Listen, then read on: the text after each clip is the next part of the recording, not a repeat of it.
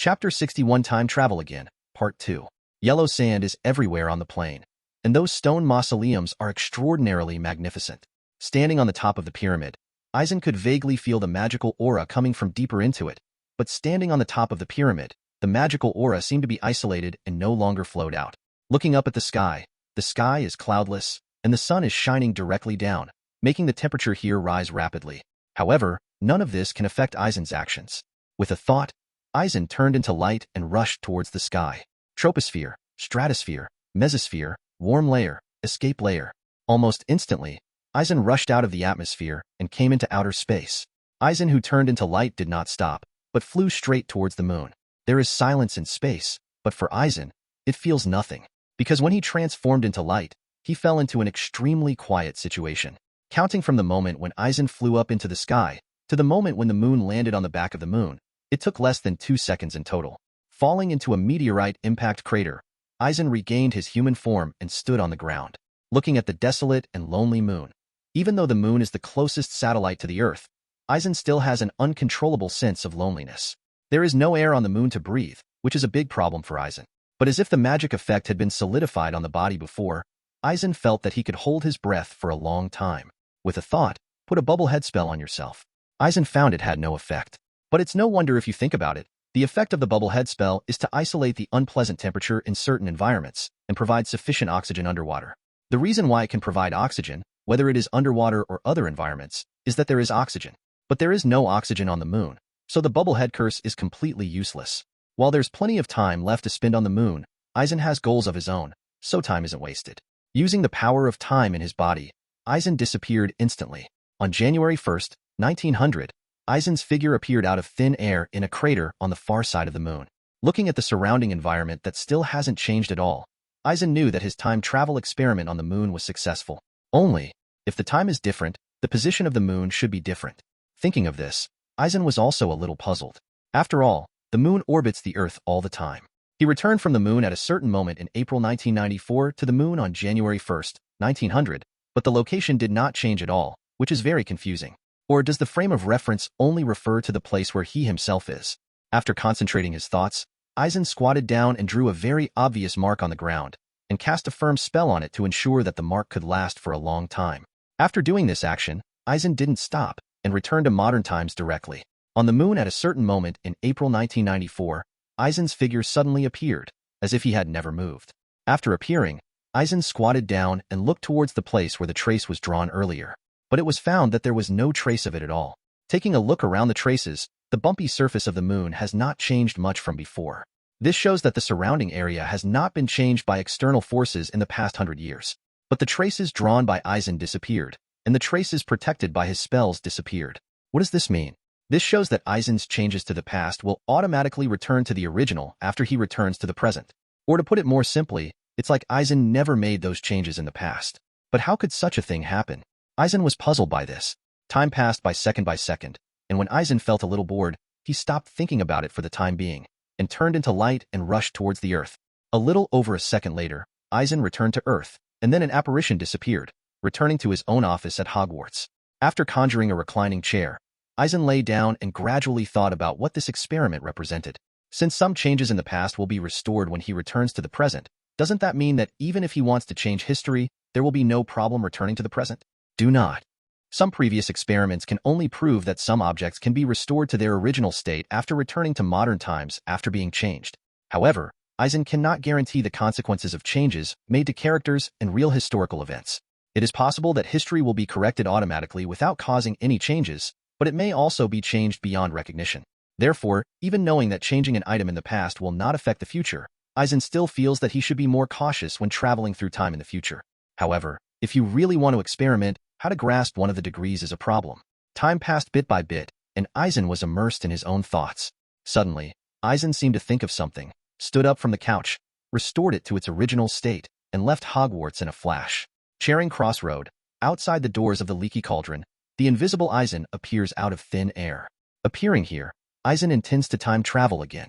Looking at the streets full of people coming and going, no one could see him. Eisen suddenly sighed. Thinking about it, he was also a member of the crowd before. Fortunately, he awakened Goldfinger to allow himself to see the real side of the world. With a thought, Eisen's figure disappeared instantly. On July 4th, 1990, Eisen's figure appeared out of thin air at the door of the leaky cauldron. After appearing, Eisen didn't do anything extra, but hid his figure, retreated to the corner of the leaky cauldron near the bookstore, and waited quietly.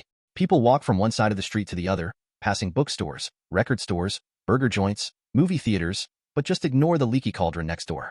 Time passed slowly, and when it was past 12 o'clock, a figure looking left and right appeared in front of Eisen.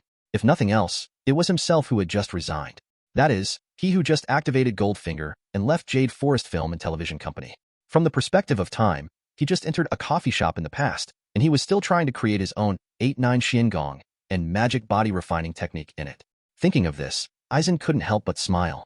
Looking at his past self, Eisen couldn't help but feel as if he was in another world. Although less than 5 years have passed, Eisen feels that a long, long time has passed. The past self walked slowly, was attracted by the leaky cauldron bar, stopped straight away, glanced back and forth, and then set his sights on the signboard of the leaky cauldron bar.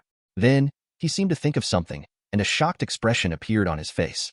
After a while, the past him went straight into the next bookstore. Eisen, who was hidden by the side, didn't move. Instead, he opened the God's perspective and saw himself talking with the bookstore owner in the bookstore. A few minutes later, his old self emerged with a copy of the Encyclopedia Britannica. Before coming to the door of the leaky cauldron, he looked down at his attire, then smiled, opened the door and walked in. Eisen, who was hiding at the side, nodded slightly, and was about to go in and try to change his whereabouts, but suddenly stopped. Do you really want to make some changes for your past self? Eisen was still hesitant. His previous time travel experiments showed that he actively changed the state of certain objects in the past, and those objects would return to the state before they were not changed after returning to modern times. As if Eisen hadn't made the change. So, this time traveling, Eisen was going to do some intervention directly on his past self. However, the problem before Eisen is that if he is really interfered in the past, it may cause some consequences that he cannot bear.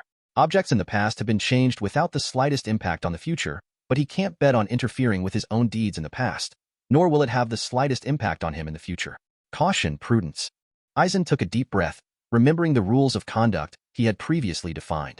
Suddenly, Eisen figured it out. Since you want to conduct intervention experiments on people or historical events, you don't need to start with yourself. In fact, interfering in other people's lives can also achieve their goals. Furthermore, even if you really want to interfere, you only need to pick a target and intervene very slightly. As long as there is a slight change in the life trajectory of the target in the future, it can prove that the intervention of people and historical events can change history. If there is no change in the trajectory of the target's life in the future, then there is a slight intervention in progress. If still nothing changes, it can be basically confirmed that whether Eisen changes the state of objects in the past or changes the development process of someone or something, history will not be changed. Chapter 62, Confused Eisen, Part 1. After thinking about these things, Eisen breathed a sigh of relief. After all, if it's okay to interfere with his past behavior and not change history, then there will be no problems with Eisen now. But once the history is really changed, it is hard to say whether the current memory of Eisen will change or not, even if he exists or not. Thinking of his time travel behavior this time, Eisen suddenly felt that he was still a little reckless. He only focused on experimenting, but he didn't think that time was still a mysterious force for him. With God's perspective fully open, Eisen's gaze has turned from the leaky cauldron to Diagon Alley. Obviously, he has officially entered the wizarding world in the past. Next, enter Gringotts to exchange money, and then enter Ollivander's wand shop to buy a wand. After withdrawing his gaze and changing the normal perspective, Eisen planned to go back. However, before returning, Eisen stopped in his heart.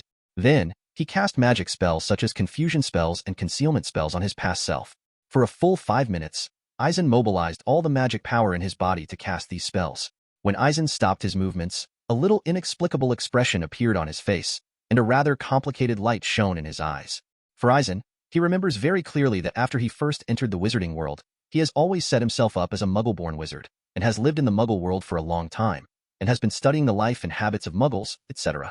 But if someone really looked into it carefully, he would definitely be able to find out all his origins. At that time, after Eisen entered Hogwarts, he didn't pay much attention to his origin. One is that I don't think there is anything to worry about, and the other is that I have confidence in the growth rate of my own strength. So I don't care at all.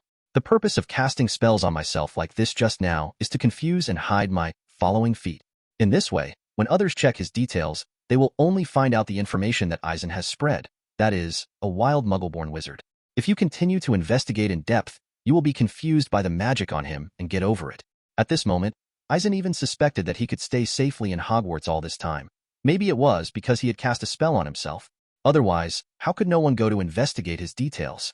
Especially the Ministry of Magic and the Hogwarts Council. Wouldn't these institutions investigate a wizard of unknown origin and make him a professor of astronomy in the school? Obviously, this should be unlikely. There is a high probability that his heal has been imitated by his own spells, so that those who investigate him come to the conclusion that he is a muggle-born wizard with a very clean history. If the investigation ends here, then naturally there is nothing wrong with Eisen. Although I don't know if this is true, but Eisen thinks it should be close. After all, with Eisen's current strength to cast spells, he is really confident that almost everyone will not be able to find out more information about him. After trying to understand these things, Eisen didn't know what to say for a while. Take a closer look at your own situation. I didn't think about it before, and I didn't find anything. But now, under his full concentration, he also felt that his name seemed to have faint traces of magic.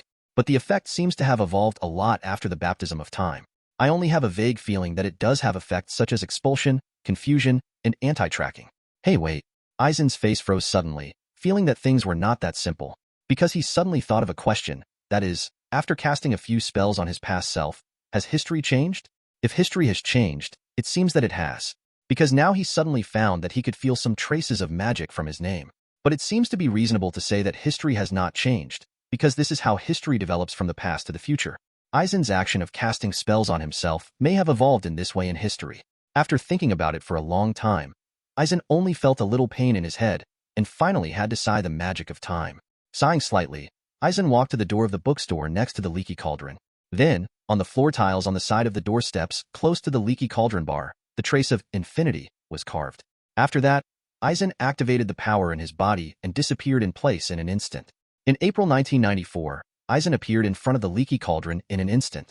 Apparently, Eisen has come back from 1990 to the present. After hiding his figure and squatting in the corner, Eisen waited quietly. A minute later, Eisen let out a long breath, not feeling the backlash from time. Looking around, there were still people coming and going, which made Eisen feel a sense of intimacy for no reason. With a thought in mind, Eisen walked to the door of the bookstore next to the leaky cauldron and saw the clearly visible imprint of infinity on the stone steps near the leaky cauldron.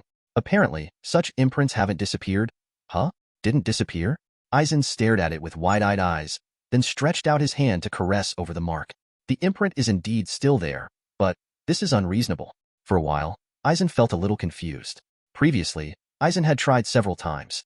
He obviously changed some objects in the past, but after returning to the present, he would find that the state of those objects changed by him would return to the state before they were not changed. This is true of the Egyptian pyramids, even on the moon. How come this time, the changed state will always exist? Is this where the problem arises? For a moment, Eisen's mind seemed to be filled with slurry, and he almost couldn't think. Looking up at the sky in London is clear, with the slightest breeze blowing. It should be a beautiful day. But I don't know if it's the influence of psychological effects, but Eisen always feels a little weird. Could it be that some evil god, outer god, or master of the restraining system invaded this world and brought strange changes to this world? Hiss. Eisen almost gasped. Thinking too much, calm. Eisen cooed, trying to calm himself down. A few minutes later, after Eisen calmed down, he began to think about the difference between this time travel and the previous times. Different location? That's for sure, but it shouldn't have much to do with Eisen's problems. If not, then is the time difference? Eisen understands that the time travel back to the past is a little different these few times. For example, the first two times, whether it was the traces left on the Egyptian pyramids or the traces left on the moon, the time was in 1900. Only the imprint left near the leaky cauldron this time was in 1990. But this doesn't seem to make sense logically. There is no reason why the traces left in 1900 will disappear after returning to the present, and the traces left in 1990 will remain after returning to the present. Is there any reason for this TM? It's neither science nor magic, okay? Eisen scratched his head, feeling that the lake of pulp in his head seemed to be churning again. Time passed slowly, and suddenly, Eisen's face changed as if he suddenly remembered something. It's okay. Eisen looked rejoiced, and began to mutter something continuously.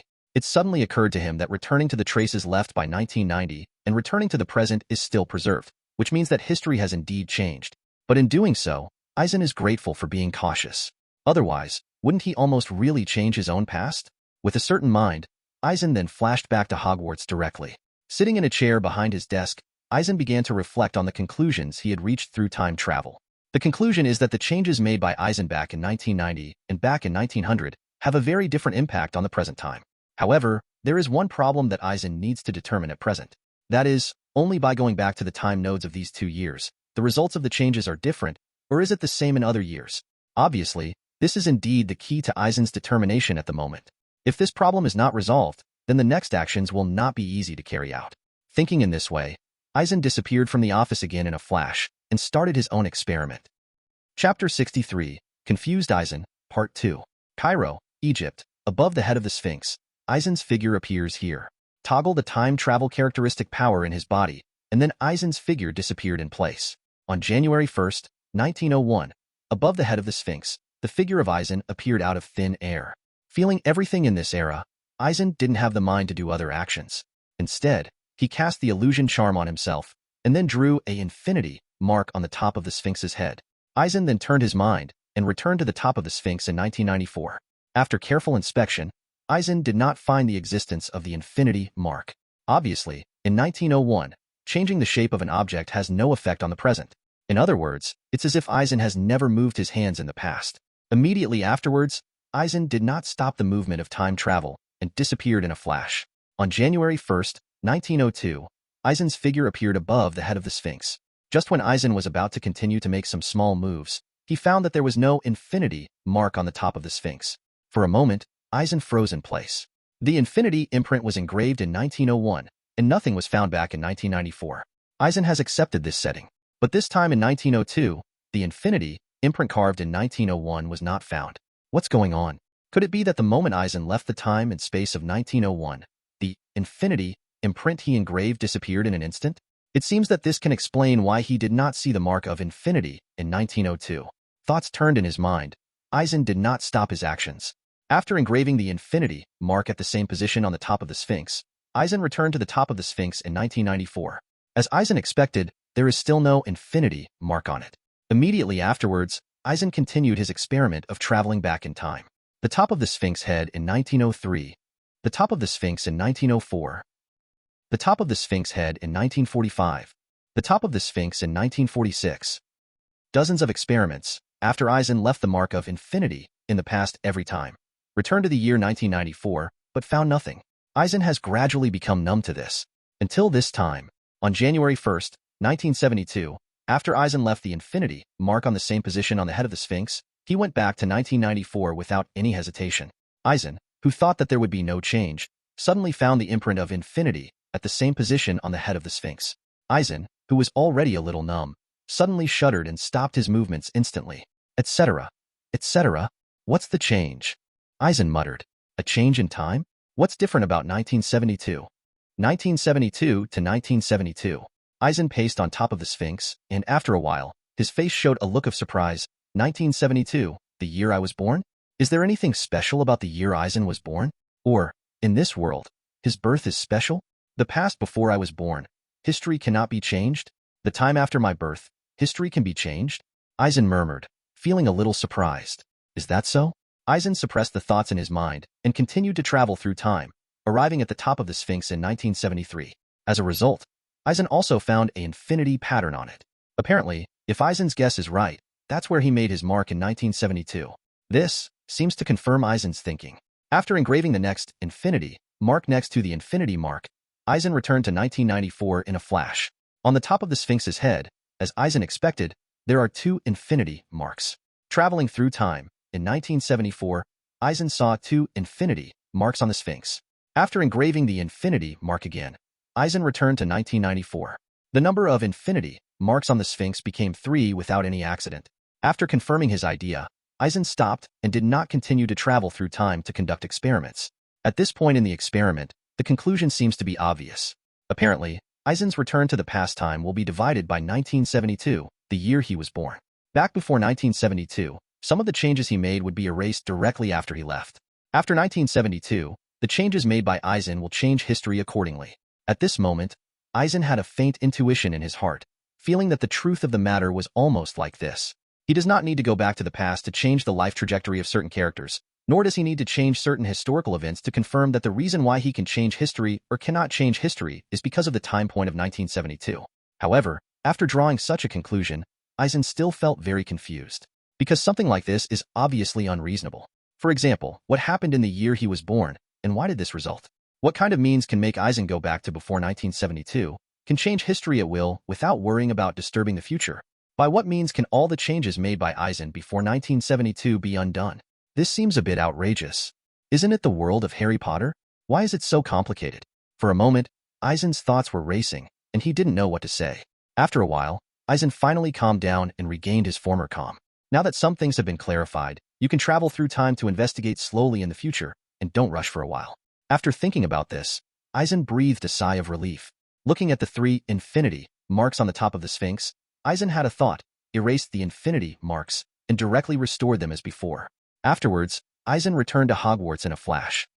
The Easter holiday is coming to an end, so Eisen will go to number 12 Grimmauld Place, the old house of the Black family, to talk to Sirius Black. After all, Eisen had told both the trio and Hagrid that he would vouch for Buckbeak. On Sunday, the last day of the Easter holiday, Eisen came to the Black family's old home. "Hello, Professor Eisen. What are you doing here?" After Black welcomed Eisen into the room, the atmosphere seemed to be relaxed.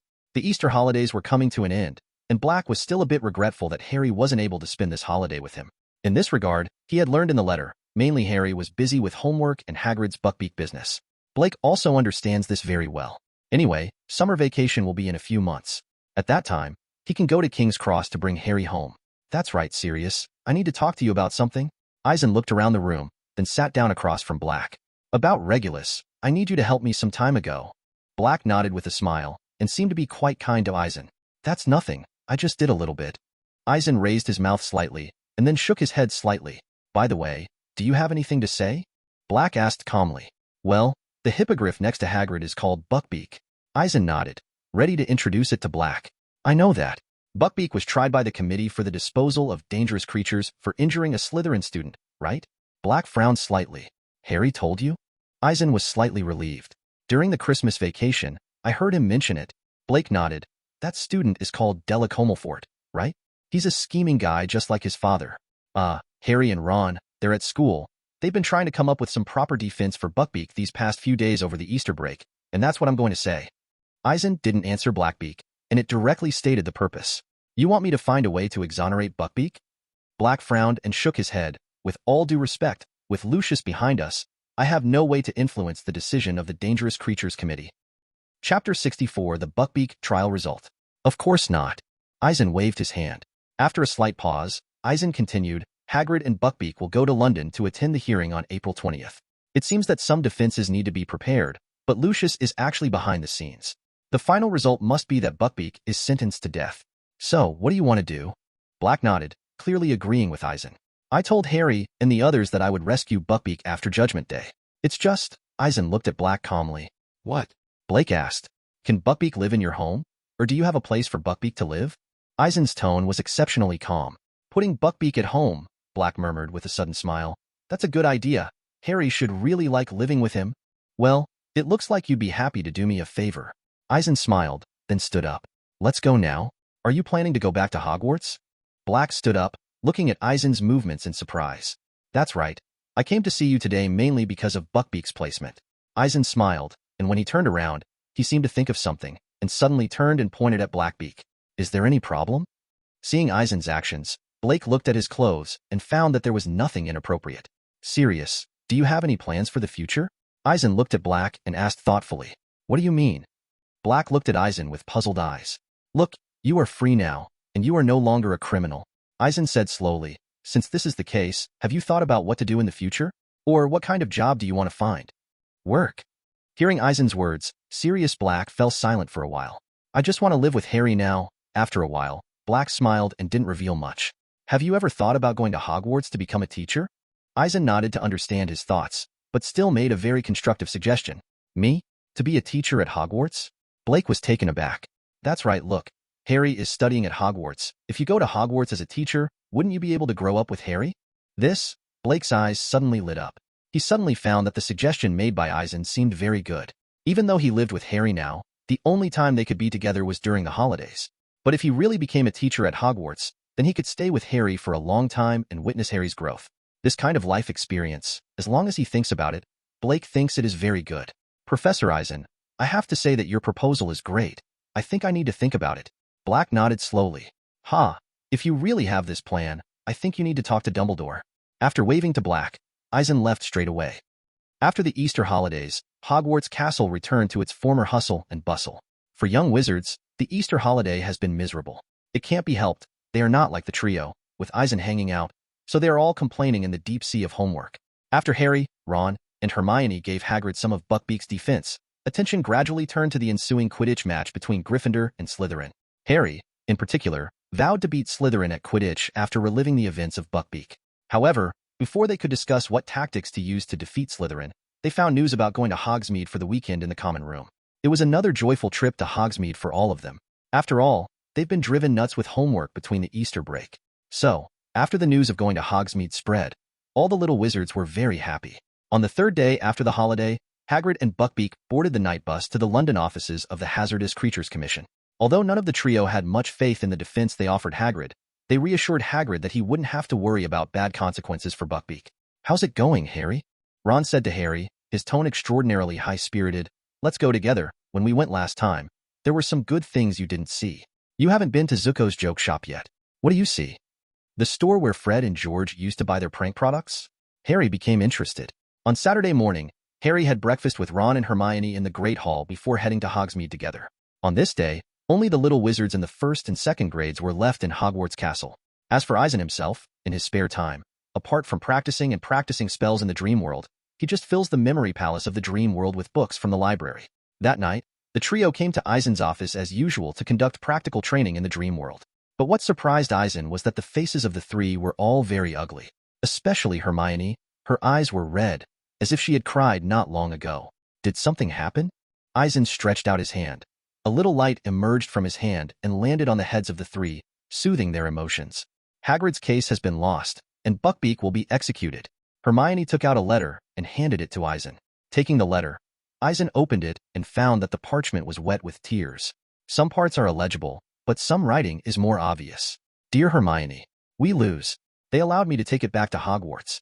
A date for the execution is yet to be determined. Buckbeak liked London. I will never forget all the help you gave us. Hagrid. Isn't this something that was expected a long time ago?" After closing the parchment, Eisen shrugged his shoulders.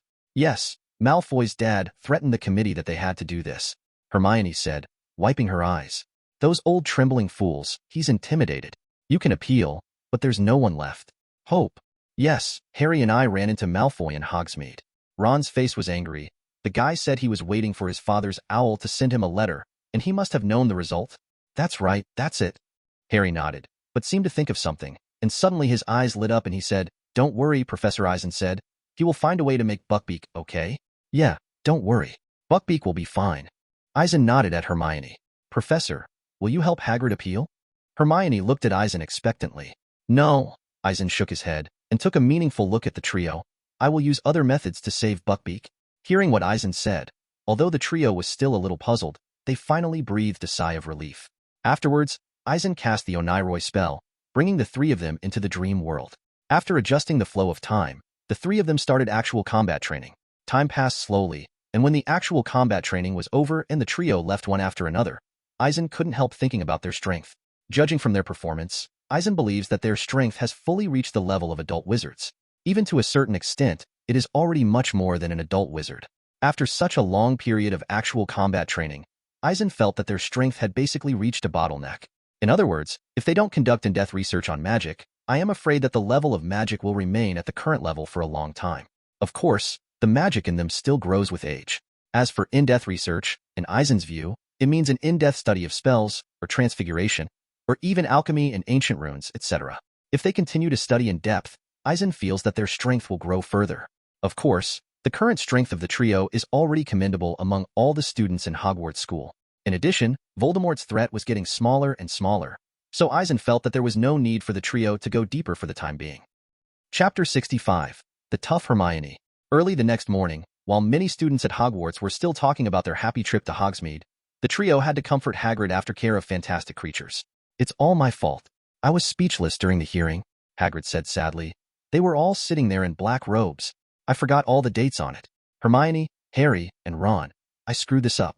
After Lucius Malfoy stood up and said something, the committee decided to do as he asked. "Don't worry, Hagrid. Have you forgotten?" Ron came to Hagrid and whispered, "Professor Eisen will help you. Trust us. Buckbeak will be all right." But what can he do? Hagrid sobbed. Buckbeak has been sentenced to death by the Committee for the Disposal of Dangerous Creatures, and I can only guarantee him the happiest life he's ever had before he dies. After Hagrid finished speaking, regardless of the reaction of the trio, he took out a large handkerchief to wipe his face and hurried back to his own hut. Going down the stairs through the corridor to the hall, seeing Hagrid's gesture outside, Eisen shook his head and did not go to comfort him.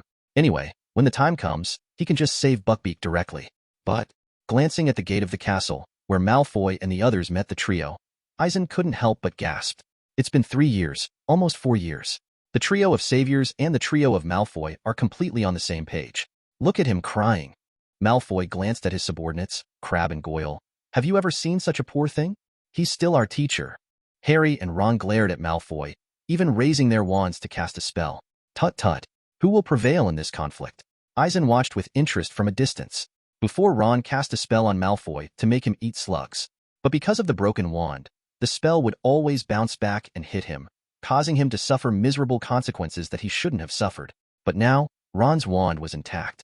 Not only that, after such a long time of actual combat training, although his strength is still a bit weaker than that of Harry and Hermione, it is definitely not a problem to teach Malfoy a lesson.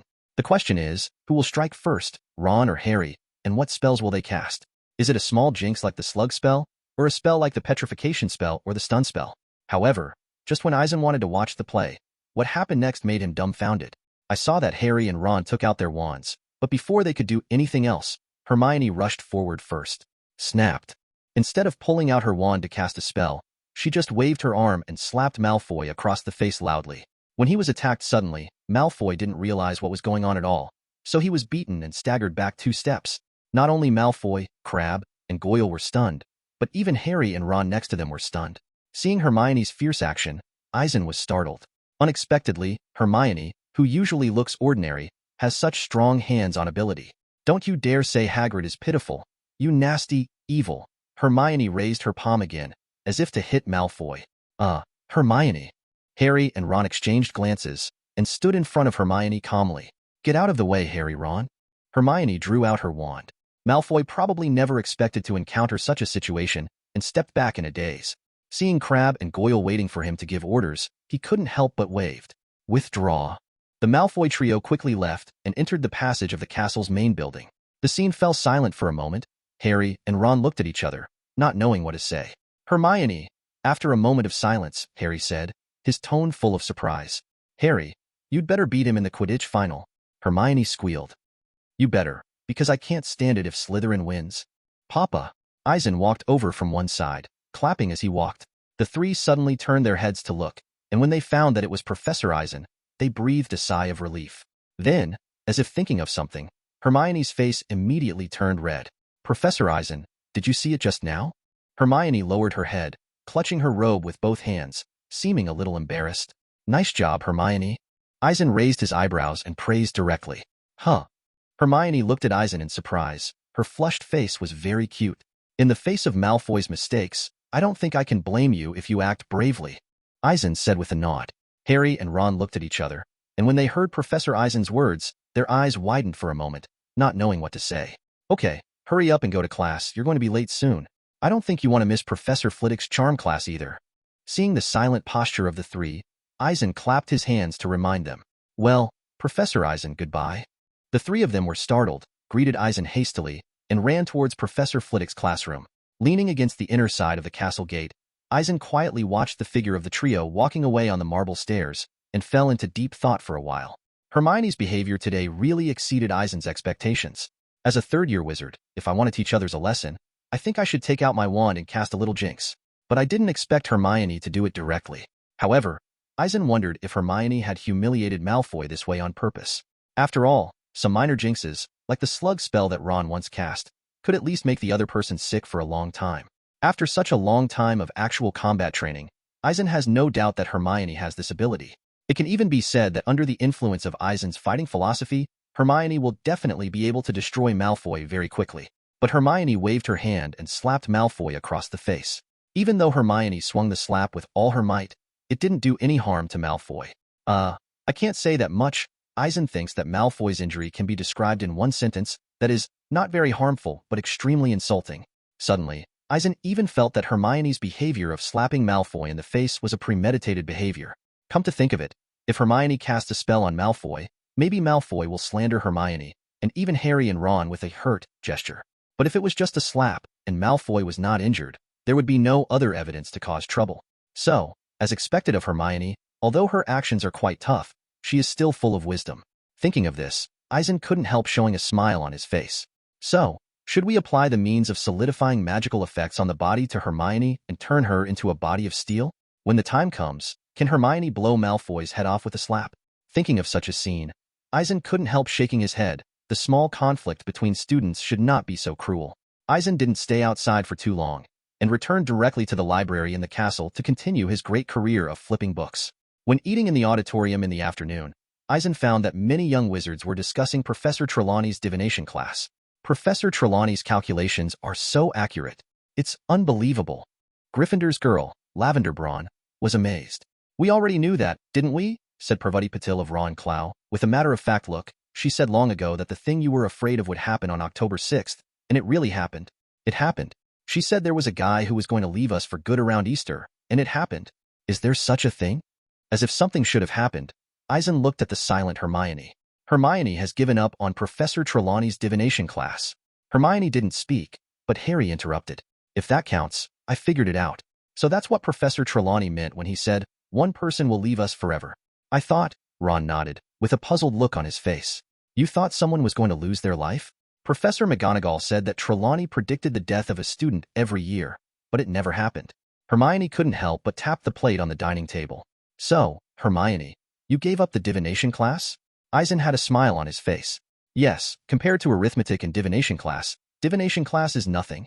Hermione looked at the smile on Eisen's face, blushed but still told the reason. Such a statement is obviously to attribute the reason for her abandoning this course to the fact that there is a problem with the divination class itself. Well, it's okay to give up.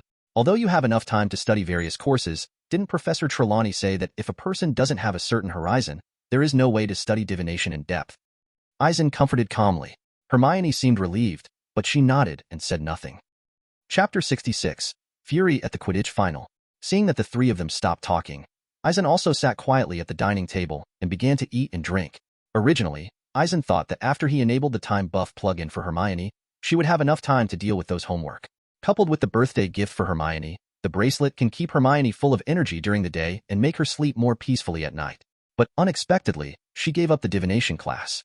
However, thinking about it the other way around, I could understand what Hermione was thinking. After all, Trelawney's divination class was really not very friendly to Hermione, a top student. If you think about it, you will know that whether it is charms, potions, or other courses, as a top student, Hermione can perfectly master the knowledge with a little time and effort. As for the divination class, a class purely based on talent, for Hermione, it was absolutely impossible to start with. From this point of view, it was only natural for Hermione to make up her mind to give up her divination class. Time passed quickly. For the little wizards, the next Quidditch match was a big event in the school. For Harry, the match between Gryffindor and Slytherin was quite an important one. Since Slytherin led by a full 200 points, if they want to win the Academy Cup, they must win with a score of more than 200 points on the field. In other words, even if Harry wins the game with the snitch first, and the point difference doesn't expand to more than 200 points, Gryffindor will still be considered a failure. I don't know if it was because of this reason, or because of Hermione punching Malfoy in the face, the conflict between Gryffindor and Slytherin became more and more obvious as the Quidditch match approached. Every day Eisen commuted between the library and his office, or on the way to the auditorium for dinner, he could hear the little fights between the Gryffindor students and the Slytherin students. Later, vicious conflicts even occurred. A Gryffindor 4th-year student and a Slytherin 6th-year student both lay in the school hospital because of the conflict. As for Gryffindor's seeker Harry, he also became an important target for Slytherin. From time to time, on his way to school, a Slytherin would stick out his leg and trip him to the ground. In order to prevent Harry from being thrown into the hospital before the game, the captain of the Gryffindor team had to arrange for many people to accompany Harry to class. As for what happened in the school, since Professor Dumbledore and Professor McGonagall didn't control them, Eisen naturally wouldn't intervene. When the Gryffindor Quidditch team entered the Great Hall early the next morning, they received a warm welcome. Not just the other little wizards of Gryffindor, but even the people of Hufflepuff and Ravenclaw were applauding and cheering for them. Eisen was quite emotional after seeing this scene. Although as a professor one should not treat students differently, but it can be seen from this scene that Gryffindor is indeed more popular than Slytherin. Good luck, Harry. Ravenclaw's seeker, a Chinese witch Qiu Zhang encouraged Harry. As a result, Harry was completely shy. His face was flushed. He lowered his head and followed the team members hurriedly outside the auditorium. Okay, little wind, not worth mentioning. The sun is a little brighter, but it will help your vision. Be careful of the sun too much. And the ground is quite hard. Okay, we can tee off quickly. Wood went out first, looked around and chattered to the players. After eating with the little wizards, Eisen also walked through the auditorium to the Quidditch field. Hi, Harry, come on. A voice came from the edge of the stands, attracting the attention of many people. It was a tall and thin wizard with black hair. With his dark gray glasses, he stared at Harry as he came out of the castle, wishing him the best. Sirius? Why are you here? Harry's eyes lit up, and he rushed to Sirius Black and hugged him. That's right, today is the duel between Gryffindor and Slytherin. I'll come and see you, Black said with a smile. The two talked for a while, and then Harry followed Wood and others to the locker room to change into the Gryffindor Quidditch team uniform. Within minutes, the Gryffindors had changed into scarlet robes with lions on them. The game is about to start. Around the stands, Gryffindor, along with Wenkelluo and Hufflepuff, held up banners with the slogans, Gryffindor wins, and Lions take the trophy. On the other side of the stands, the students of Slytherin College also pulled up the Slytherin flag and decorations with the silver snake logo. In the front row, Professor Snape looked at the crowd blankly. The Gryffindor team has entered the field. Lee Jordan, who served as a commentator, introduced the players entering the field. Potter, Bell, Johnson, Spinnet, Weasley brothers, Wood. It's been accepted as the best team at Hogwarts for years. Amidst the boos from Slytherin's side, Lee Jordan finished introducing the players of Gryffindor. Captains, shake hands. Mrs. Hooch acted as the referee. At her signal, Wood of Gryffindor and Flynn Tay of Slytherin held each other's hands. Get on the broomstick. Mrs. Hooch waved her hand and blew the start whistle. 14 brooms flew into the air almost at the same time, and the crowd around the stands cheered at the same time. Obviously, the Quidditch final has officially begun. Gryffindor's Alias Spinnet took the quaffle and sprinted towards the Slytherin goal as the game kicked off. The quaffle was then intercepted by Slytherin's Wall Linton before being hit by George Weiss with a bludger, and the quaffle landed in Angelina Johnson's hands. Immediately afterwards, Angelina lobbed the quaffle into Slytherin's goal, scoring 10 points for Gryffindor. I don't know if it's because of the constant conflicts between Gryffindor and Slytherin during this period of time. On the playing field, the flames between the two sides seemed to be ignited. Before Angelina could cheer, she was bumped by Slytherin's Marcus Flynn Tay and nearly fell off her broom.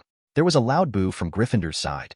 Glancing across the front row of the stands on the Slytherin side, Eisen saw Snape sneering at the Gryffindor team, seemingly oblivious to it. Professor Eisen, they are too shameless. Hermione, who was sitting next to Eisen, trembled from the Slytherin players' behavior. There was a lot of anger between them. I heard that a 4th-year Gryffindor and a 6th-year Slytherin were taken to the hospital a while ago. Eisen had a weird smile on his face, meaning, but it's the Quidditch final. Hermione's face showed anxiety. Don't worry, look, Eisen pointed to the field. I saw that Fred Weiss swung the bat directly and gave Flynn Tay the back of the head, knocked Flynn T's nose on the broomstick directly, and then bled profusely. Apparently, Fred had a hard time with Flynn Tay bumping into Angelina. Speaking of which, Angelina later became Fred's girlfriend. Watching this scene, Eisen showed a sudden look. Okay. Madame Hooch flew into the air on a broomstick. Gryffindor players attack for no reason and seek penalty points. Slytherins intentionally hurt and seek penalty points. The anger between Gryffindor and Slytherin was temporarily suppressed by Mrs. Hooch, the referee. The competition started to become more intense again, because Harry has to ensure that Gryffindor can lead by more than 50 points before he has to catch the golden snitch to win. Therefore, instead of looking for the snitch, Harry followed closely behind Malfoy, deliberately interfering with Malfoy so that he could not get close to the snitch. But obviously, Slytherin was already on fire at this time. They didn't care what the referee did, Mrs. Hooch. So when Harry interfered with Malfoy's actions, Slytherin's Derek and Bull aimed directly at Harry to hit the ball. Fortunately, Harry reacted quickly, and the bludger galloped past Harry's ear. Angelina got the quaffle, but within seconds, it was caught by Flynn Tay in a dirty way. Slytherin then hits Arya with a bat. Immediately afterwards, George Weiss came and elbowed Bull in the face in retaliation. Mrs. Hooch furiously penalized both teams. But this did not quell the anger in the hearts of the two teams. The game continues. Slytherin's Bull and Derek club Gryffindor's Wood again, almost knocking him off his broomstick. Mrs. Hooch, maddened with rage, sent Gryffindor a free throw. Subsequently, Angelina scored successfully. The score had come to 60-10, with Gryffindor leading by 50 points. In other words, if Harry caught the snitch at this time, he would not only win the game, but also surpass Slytherin by 200 points. Every time Gryffindor scored a goal, the little wizards in the stands screamed. Chapter 67, singled out the audience. Swipe, swipe. Arya of Gryffindor caught the quaffle and sent it into Slytherin's goal. The score came to 70-10. 70-10. Bear with it, you dirty liars. Lee Jordan was yelling at Slytherin. Jordan, if you can't comment impartially, Professor McGonagall interrupted Lee Jordan, who was letting himself go. I'm just commenting fairly and impartially, Professor. With the score leading by 50 points, Harry started to exert his strength. Within a few minutes, Harry seemed to see something, then quickly accelerated and flew in the direction of the snitch. The wind whistled past Harry's ears. Watching this scene, everyone watched intently. But what happened next shocked everyone. Malfoy directly grabbed Harry's firebolt, making it impossible for Harry to continue flying. As a result, the snitch disappeared in front of Harry with a flicker. You evil bastard! Lee Jordan yelled into the microphone. At this moment, Professor McGonagall didn't stop him, but yelled at Malfoy with the same fury and even dropped his hat. Free throws. Gryffindor free throws. I've never seen such a shameless tactic. Mrs. Hooch was about to explode. The anger on the court is getting more and more intense, and it seems that it will explode at any time. Especially in the stands, Professor McGonagall's angry appearance made Eisen feel like clicking his tongue. The conflict became more and more serious, and the methods of the two teams became more and more unscrupulous. Under Eisen's surprised gaze, Harry swooped down on the rocket crossbow, knocking Malfoy away, who was about to catch the snitch. Then, Harry rushed towards the snitch quickly and finally caught the snitch in his hand. Wood sprinted towards Harry, tears welling in his eyes. Leaning directly on top of Harry, he began to sob. Fred and George also cheered and rushed over, pinning Harry down. We won the trophy. We won the trophy. Angelina and Alia cheered. Great. Hermione next to her cheered and threw herself into Eisen's arms, giving him a happy hug. Waves of cheers sounded in the stands. Everyone stood up one after another, and then they were about to rush to the court. Oh my God. The little wizards around the stands seemed to have discovered something and exclaimed. I saw Malfoy, who was knocked aside, sneaked up to Harry at some point and fired a fuchsia directly, hitting Wood, who was standing in front of Harry. You dirty bastard. How dare you sneak up? Lee Jordan began to roar again. Then Fred and George started to fight back, hitting Malfoy with spell after spell, causing Malfoy to bend over and throw up on the pitch. Seeing this, the other members of Slytherin dropped down one after another, took out their wands and shot. A big melee started without warning.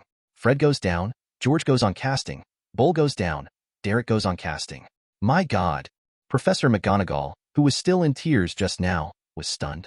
Not only the professors in the stands, but all the little wizards were in an uproar. Oh, no, Professor Eisen, how could they do this?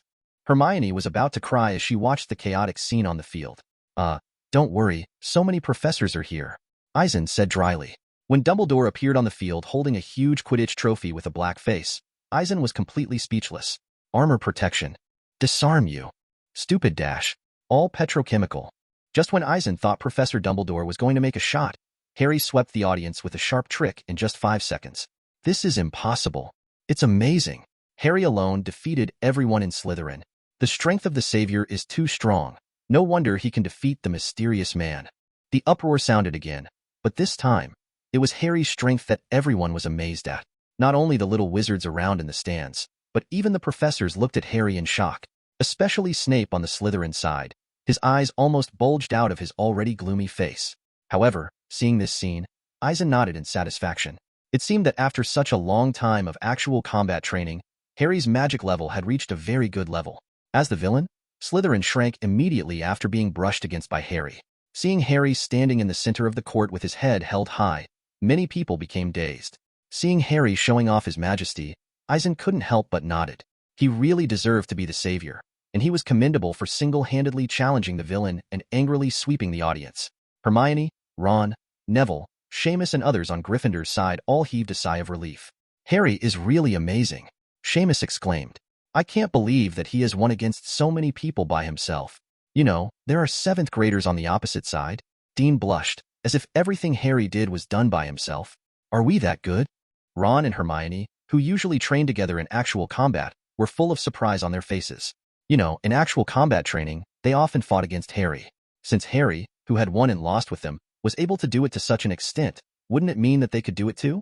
For a moment, Hermione and Ron's expressions changed constantly, and they didn't know what they were thinking. There was a few seconds of silence throughout the stadium, and then the cheers grew louder. The little wizards came through the balusters to the field, and everyone was wishing Harry well. Harry, you're awesome. Harry, you beat them. There was an endless stream of cheers and shouts around, Everyone was amazed, and everyone was cheering. They cheered, not knowing whether they were celebrating Harry capturing the snitch, or Harry sweeping the Slytherins one-to-many. A huge Gryffindor banner was pulled up by the young wizards and draped over Harry. Ron and Hermione rushed over excitedly. Eisen noticed that Professor McGonagall hadn't wiped away his tears, but he had a strange expression on his face. He didn't know whether it was due to happiness or anger. Or is it both? After a long cheer, Harry and Wood walked to the stands and took the Quidditch trophy from a dark-faced Dumbledore. In the end, many professors, including Professors Dumbledore and McGonagall, took action to break the spell and recovered the fallen Fred, Flynn, Tay, and others. However, what is interesting is that the black-faced Dumbledore finally deducted 100 points from Gryffindor and Slytherin. Before, when Claw and Hufflepuff cheered, Dumbledore turned around and added 100 points to Harry Potter for his valor against a dozen Slytherins single-handedly. This time, the head of Slytherin House, Snape, looked even more gloomy. Harry, you are really great. Even better than your father. Not only is Quidditch great, but even spellcasting moves are so good. Sirius didn't know when he appeared next to Harry after receiving the Quidditch trophy. Harry, you have grown up. I think James should be able to rest assured. Sirius hugged Harry and seemed to be in tears as he spoke.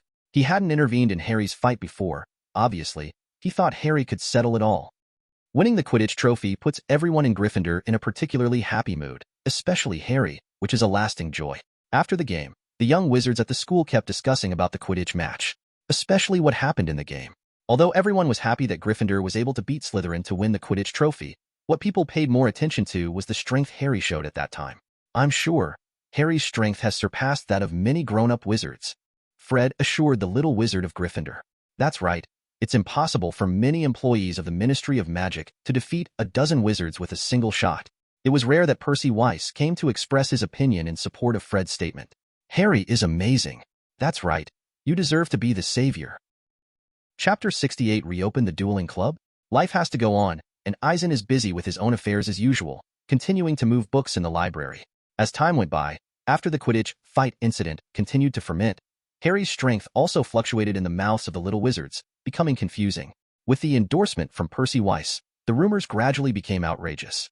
Some young wizards claimed that Harry Potter's strength surpassed that of adult wizards, even stronger than the Aurors of the Ministry of Magic. Later, some little wizards claimed that Harry Potter's strength had surpassed many professors at Hogwarts. Even Professor Flitwick and Professor Snape were no match for him. Of course, when such rumors reached Snape's ears, he became more and more disgusted with Harry. Every time I go to class, I will target Harry and let him understand what it means to be miserable. A week after the Quidditch final, the rumors became even more outrageous. Some unwitting first-year wizards even claimed that Harry was stronger than Dumbledore. The reason they preached this was because they found a reason that couldn't be disproved. Harry beat who as a child, but Dumbledore didn't. The time soon came to the beginning of June, and the time for the Hogwarts exams was approaching. Although Hogwarts Castle was enveloped in a summer breeze, students had to force their brains to work. In addition to the lower grade students, the upper grade students cannot relax. No way, fifth-year wizards have to take the ordinary wizarding rank examination, OWLs, while seventh-year wizards have to take the advanced wizarding rank exams. Therefore, the twin brothers Weiss, who had always escaped, also settled down. And Percy, who was preparing to take the advanced wizard level exam, became even more anxious. Since he had always wanted to work in the Ministry of Magic, he placed special emphasis on the advanced wizarding rank examination. Therefore, whoever dared to disturb the tranquility of the Gryffindor common room, he would inflict severe punishment on the other party in his capacity as the president of the student union. This morning, Eisen came to Dumbledore's office. As usual when entering Dumbledore's office, the scene inside basically remained unchanged. Dumbledore's pet phoenix, Fawkes, was standing on the gilded perch behind the door and had glared at Eisen as he came in. The walls are covered with portraits of the previous headmasters of Hogwarts. Seeing Eisen come in, some of them stared at him, while others closed their eyes and seemed to be in deep sleep. However, the tradition of leaving portraits of previous headmasters in the Hogwarts headmaster's office does not know when it started. Anyway, Eisen didn't see portraits of the four founders of Hogwarts. A tattered hat stood out on the table. It was the sorting hat used by Hogwarts for sorting houses. Even now, Eisen still thinks it is a magical creation. But what would happen if you put it on your own head? Well, according to my wisdom, it should be a matter of course to be assigned to Ravenclaw. Professor Eisen, please sit down. Dumbledore, who was sitting behind the desk, spoke suddenly.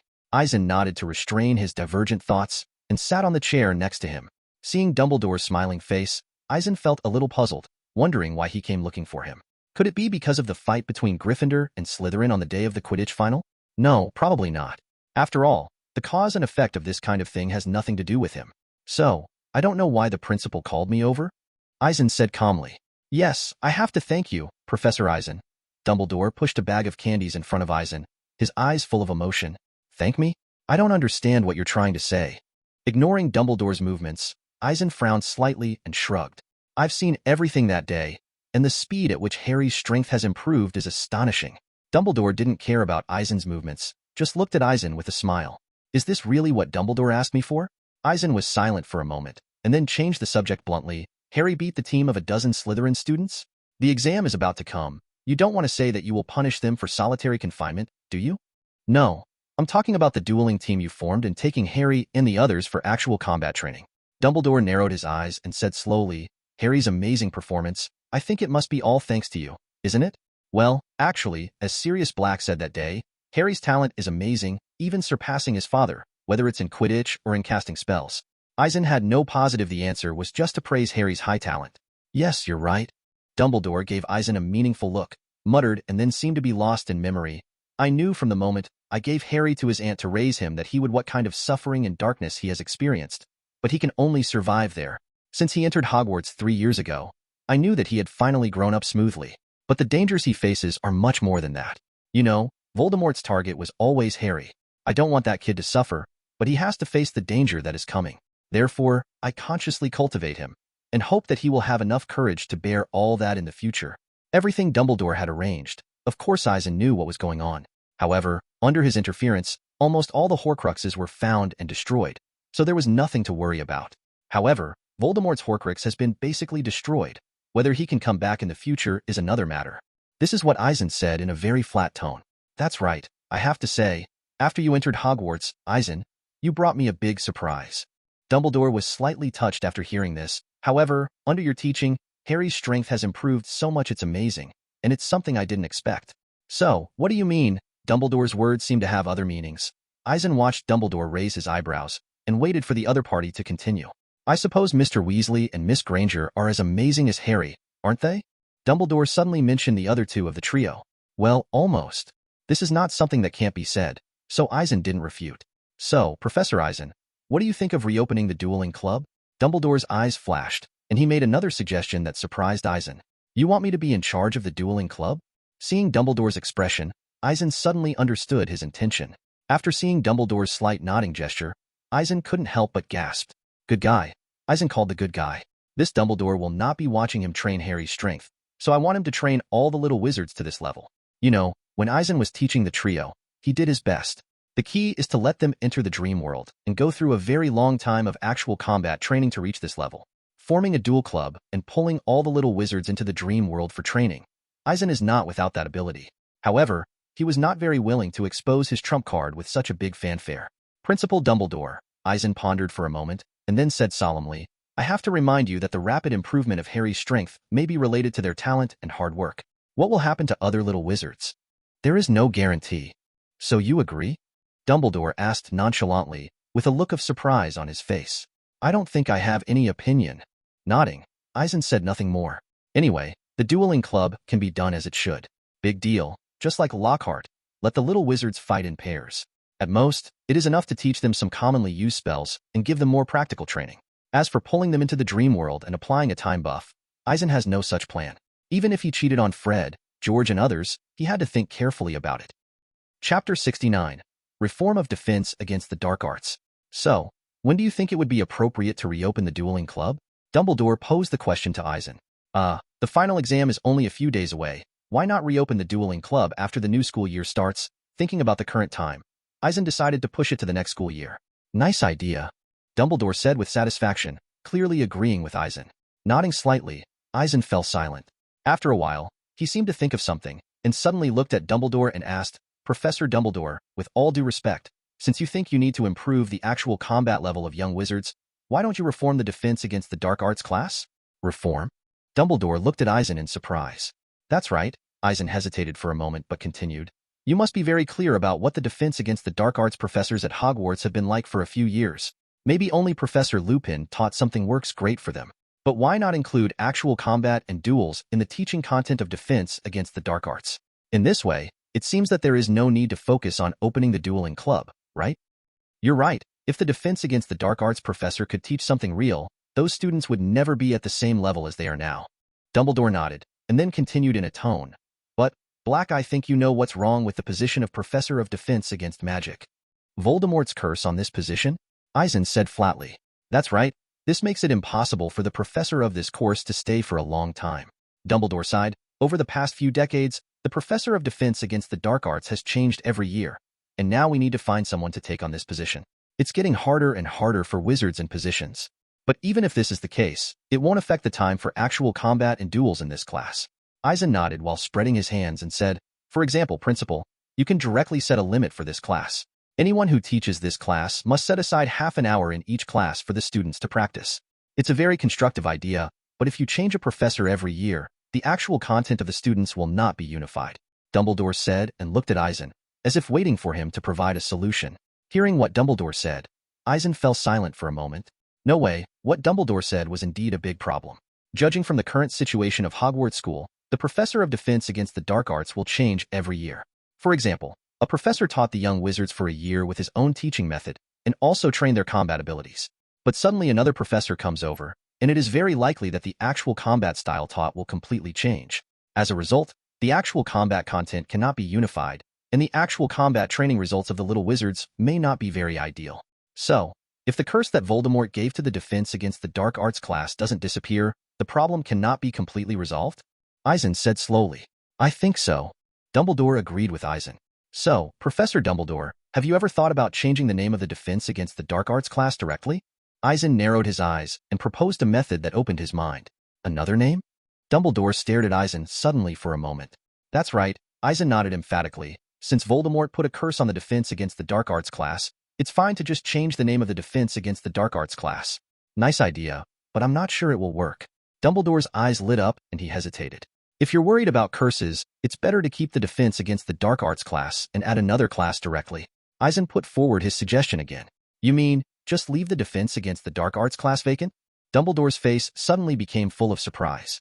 That's right, keep the Defense Against the Dark Arts class but leave it vacant, and then add another class. The content of the course is actually the content of the Defense Against the Dark Arts class.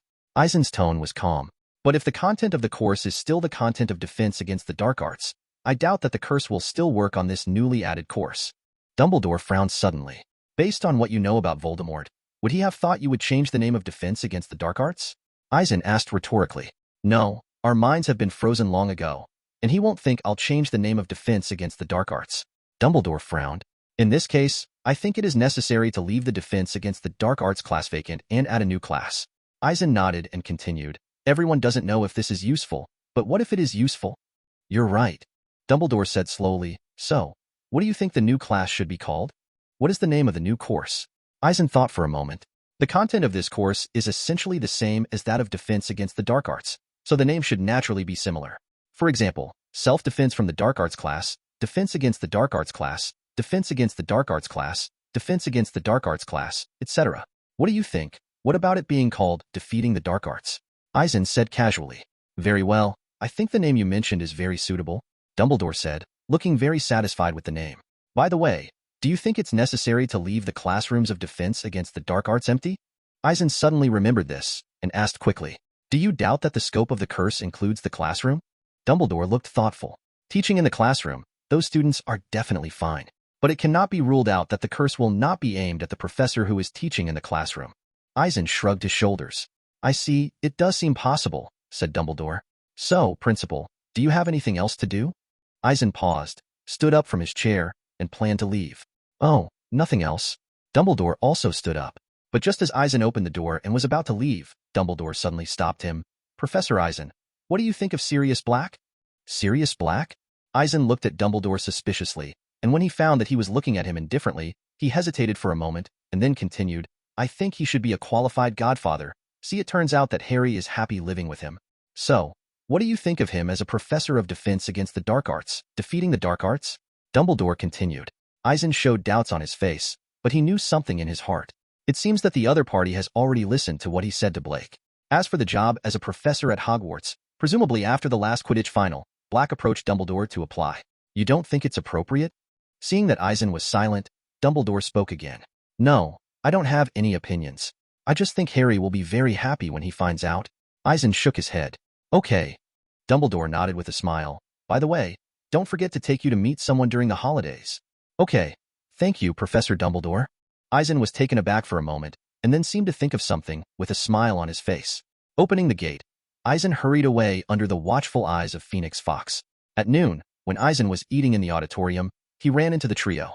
Seeing them busy while eating, it seems that they are preparing for the next final exam. Perhaps because the exam was approaching, Eisen scanned his surroundings after eating, and found that the atmosphere in the auditorium was very oppressive even while eating. All the little wizards had a tacit understanding, and even their whispers were much quieter. Watching Hermione concentrate on drawing and writing on the parchment, Eisen didn't disturb her interest. Hermione. Harry seemed to have noticed something, and whispered close to Hermione. What? Hermione replied with her head down. Are you sure you copied the time correctly? Harry pointed to the parchment in Hermione's hand.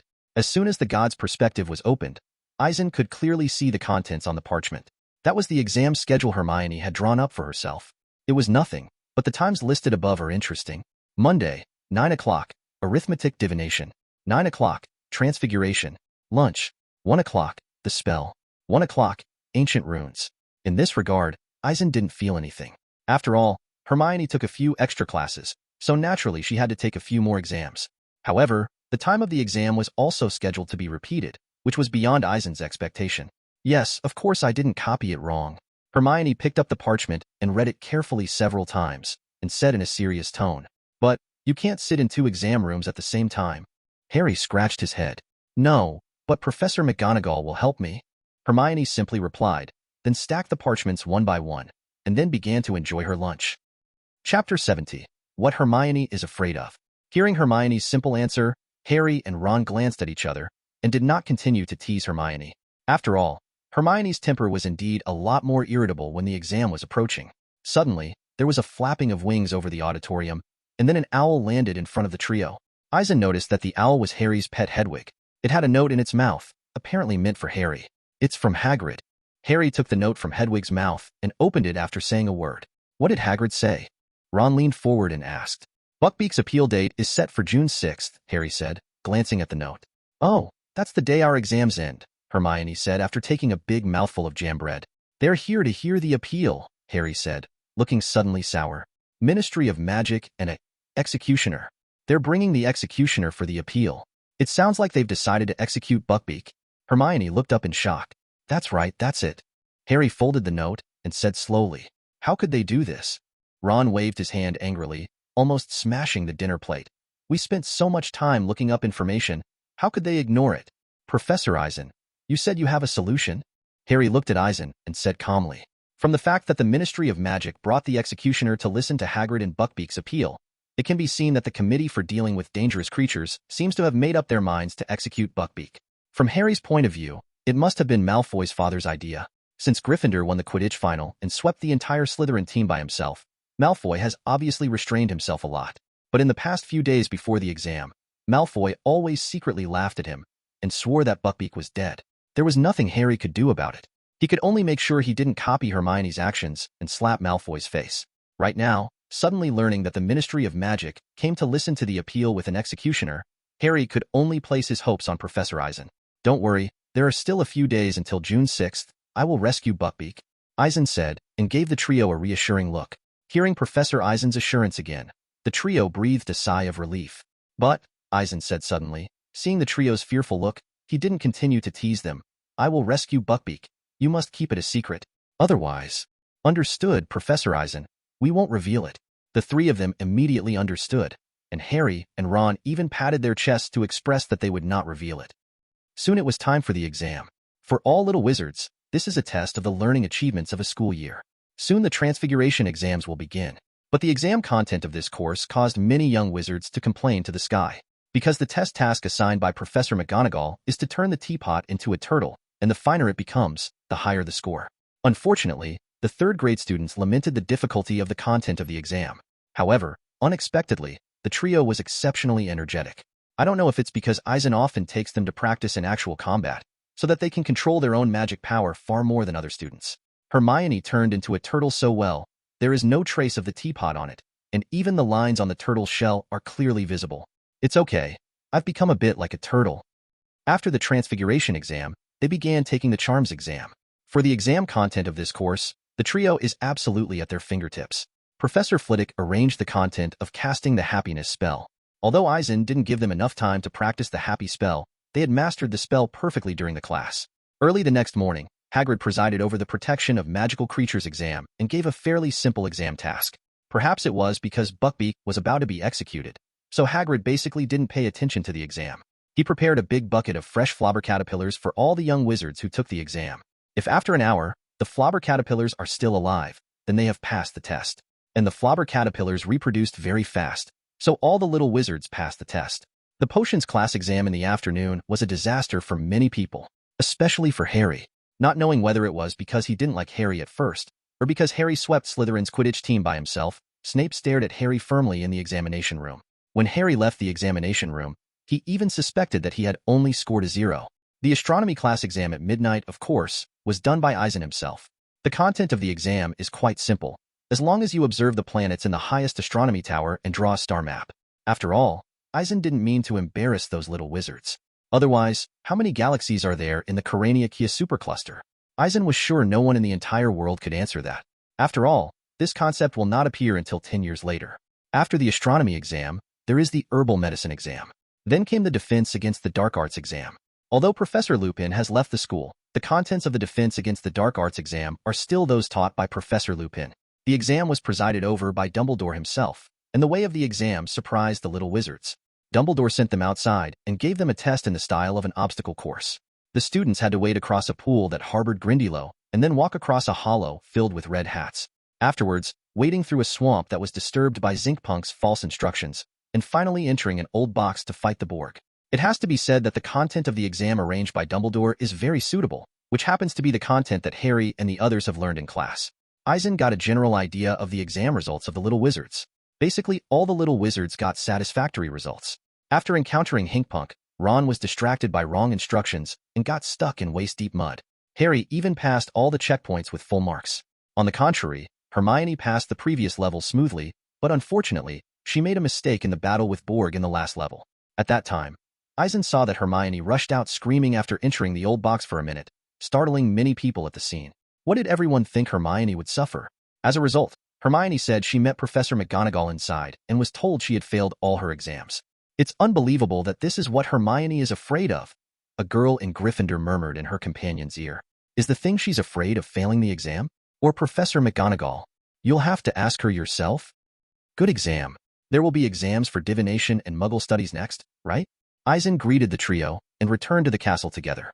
Yes, Ron and I have to rely on divination, and Hermione has to take Muggle studies, Harry said with a smile on his face, and it seemed that he was very happy to get a perfect score in defense against the dark arts. But for the divination class exam, I can only make up some things. Speaking of this, Ron suddenly became depressed. I heard that in the divination exam, the worse the prophecy, the higher the score? Eisen raised his mouth and proposed a way to mix credits. It should be possible. Ron and Harry looked at each other, nodded and said, as if they really planned to do so.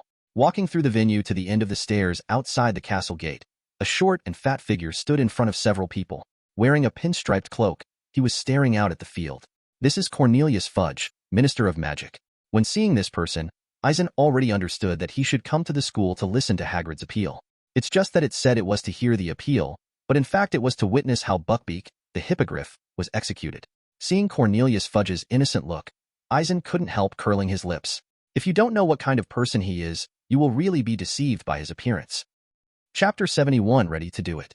Harry, hello. After seeing Harry, Fudge waved his hand and greeted, Did you just finish the exam? It's almost over. Yes. Harry replied calmly. Hi, Minister Fudge. Eisen stepped forward and nodded to Cornelius Fudge. Oh, hello, Eisen Turner, the astronomy professor at Hogwarts, right? You were there when I dealt with the basilisk at Hogwarts last time. I remember you. Fudge looked at Eisen with a smile. Ahem, that's right. I don't know why Minister Fudge came to Hogwarts. Eisen nodded slightly and then changed the subject to ask. Fudge suppressed the smile on his face, sighed and looked at Harry aside. I've come here on an unpleasant mission. The Committee for the Disposal of Dangerous Creatures requires a witness to be present at the execution of a mad hippogriff. Just as I was going to visit Dumbledore on Black's affairs, they invited me. That means the appeal has already been heard? Ron asked impatiently. No, the appeal is scheduled for this afternoon. Fudge gave Ron a surprised look. then you might not be able to be a witness to the execution. Ron had the courage to object unexpectedly. Maybe the hippogriff will be fine this afternoon. Before Fudge could say anything, two wizards suddenly came out from behind the gate of the castle. One of them was tall and strong, with an axe with a polished blade tied to his waist. The other one was trembling, as if he was almost too old to walk. It seemed that the wizard with the axe was the executioner. As for the old man, he should be a representative of the Dangerous Creatures Disposal Committee. The old man walked up to Fudge, stared straight at Hagrid's hut outside the field, and said in a thin and weak voice, "Ouch, ouch, I'm too old. I can't do things like this anymore." At 2 o'clock in the afternoon, don't you, Fudge? Nodding slightly towards the other party, Eisen didn't say anything, and greeted the trio through the foyer and into the auditorium. During the meal, the three of them were silent, not knowing what to say for a while. "Professor Eisen, why didn't you say something just now?" Ron looked puzzled and suddenly said, "They even have their axes ready, so they definitely don't intend to hear Hagrid's appeal. As long as Hagrid is sane and speaks properly for the case this time, they won't kill Buckbeak," Hermione said, but her tone was full of frustration. Obviously, she didn't have the slightest confidence. "Okay, don't worry. Go ahead and eat. You have exams in the afternoon." Eisen patted Hermione on the head and stood up. "Are you going to rescue Buckbeak?" Harry's face lit up, and he seemed to think of something in the middle of the sentence, and immediately lowered his volume. "That's right. Focus on the exam. I'll take care of everything." Eisen nodded, turned and walked towards the hall. Passing through the auditorium and down the stone steps in front of the gate, Eisen came outside the gate. Looking at the sun shining in the sky, Eisen knew that it was not time to hear the appeal. Came to Hagrid's hut and knocked on the door. Hagrid opened the door and immediately welcomed Eisen in. Hagrid's complexion was a little pale, but after seeing Eisen, he immediately revealed a look of hope. "Professor Eisen, you are here. Is there any way to save Buckbeak at this time?" "They are already here," Hagrid said tremblingly, seeming a little nervous. 2 o'clock in the afternoon is the time for them to hear the appeal. "I think this appeal will still fail." Seeing that Hagrid's face turned pale, and Eisen didn't keep a secret, he continued, "But don't worry, before the executioner executes, I will find a way to save Buckbeak." "Not now? I mean, why don't you take it somewhere else now?" Hagrid stared at Eisen with wide eyes. "Well, I can indeed do this now, but I have to wait until after the appeal, right?"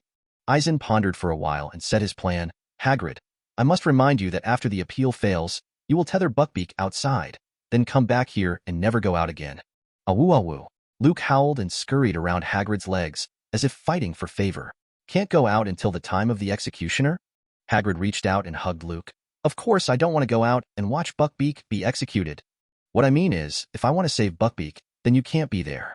Otherwise, Lucius and the others will definitely rely on you for this matter." Eisen said in a tone of voice, "I understand what you mean.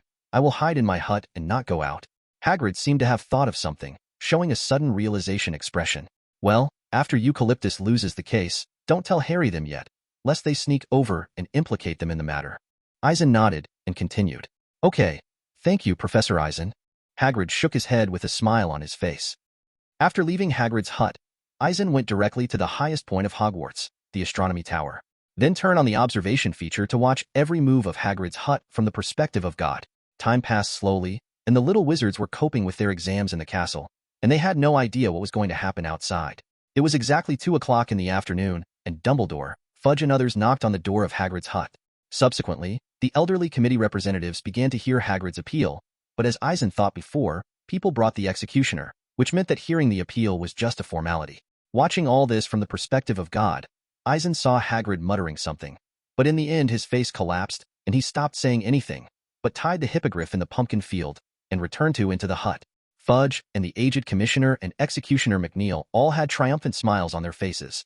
As for Dumbledore, his face was expressionless, making it impossible to guess what he was thinking. In the evening, Eisen noticed that the trio hurried into Hagrid's hut. Several of them said a few words to Hagrid, and then Hagrid kicked them out. Obviously, Hagrid listened to Eisen's words, and didn't want Harry and the others to meddle in Buckbeak's affairs. When the sun was about to set, Dumbledore, Fudge and others walked out from the gate of the castle. Without pausing, they quickly arrived at the door of Hagrid's hut. Seeing all this, Eisen narrowed his eyes slightly, and after casting the disillusionment charm on himself, a phantom came to Hagrid's pumpkin patch invisibly. Looking at Buckbeak chained to the fence, Eisen didn't move for a while. Executioner McNeil knocked on the door of Hagrid's hut and asked in a grim voice, "Where's the beast?" Outside." Hagrid pointed outside, stammering, his voice a little hoarse. Hearing what Hagrid said, McNeil and Fudge, along with the elderly council delegates, looked in the direction Hagrid pointed, where the hippogriff was indeed chained. Okay, we have to read the official notice of the execution to you, Hagrid. I'll read it quickly, and then you and McNeil will both sign it. McNeil, you too listen. This is the procedure. As Fudge said, everyone looked back and focused on Hagrid. The Commission for the Disposal of Dangerous Creatures has decided that Buckbeak the Hippogriff, hereinafter called the Convicted, shall be executed at sunset on June 6th, beheaded by Walton Mack, the executioner appointed by the Commission. Neil, the following as a witness. Hagrid, you're going to sign here. This is the voice of Fudge, the Minister of Magic, reading the announcement. God's perspective reflected in all directions, and Eisen didn't see anyone paying attention. So he came directly to Buckbeak, and a stun spell knocked Buckbeak unconscious.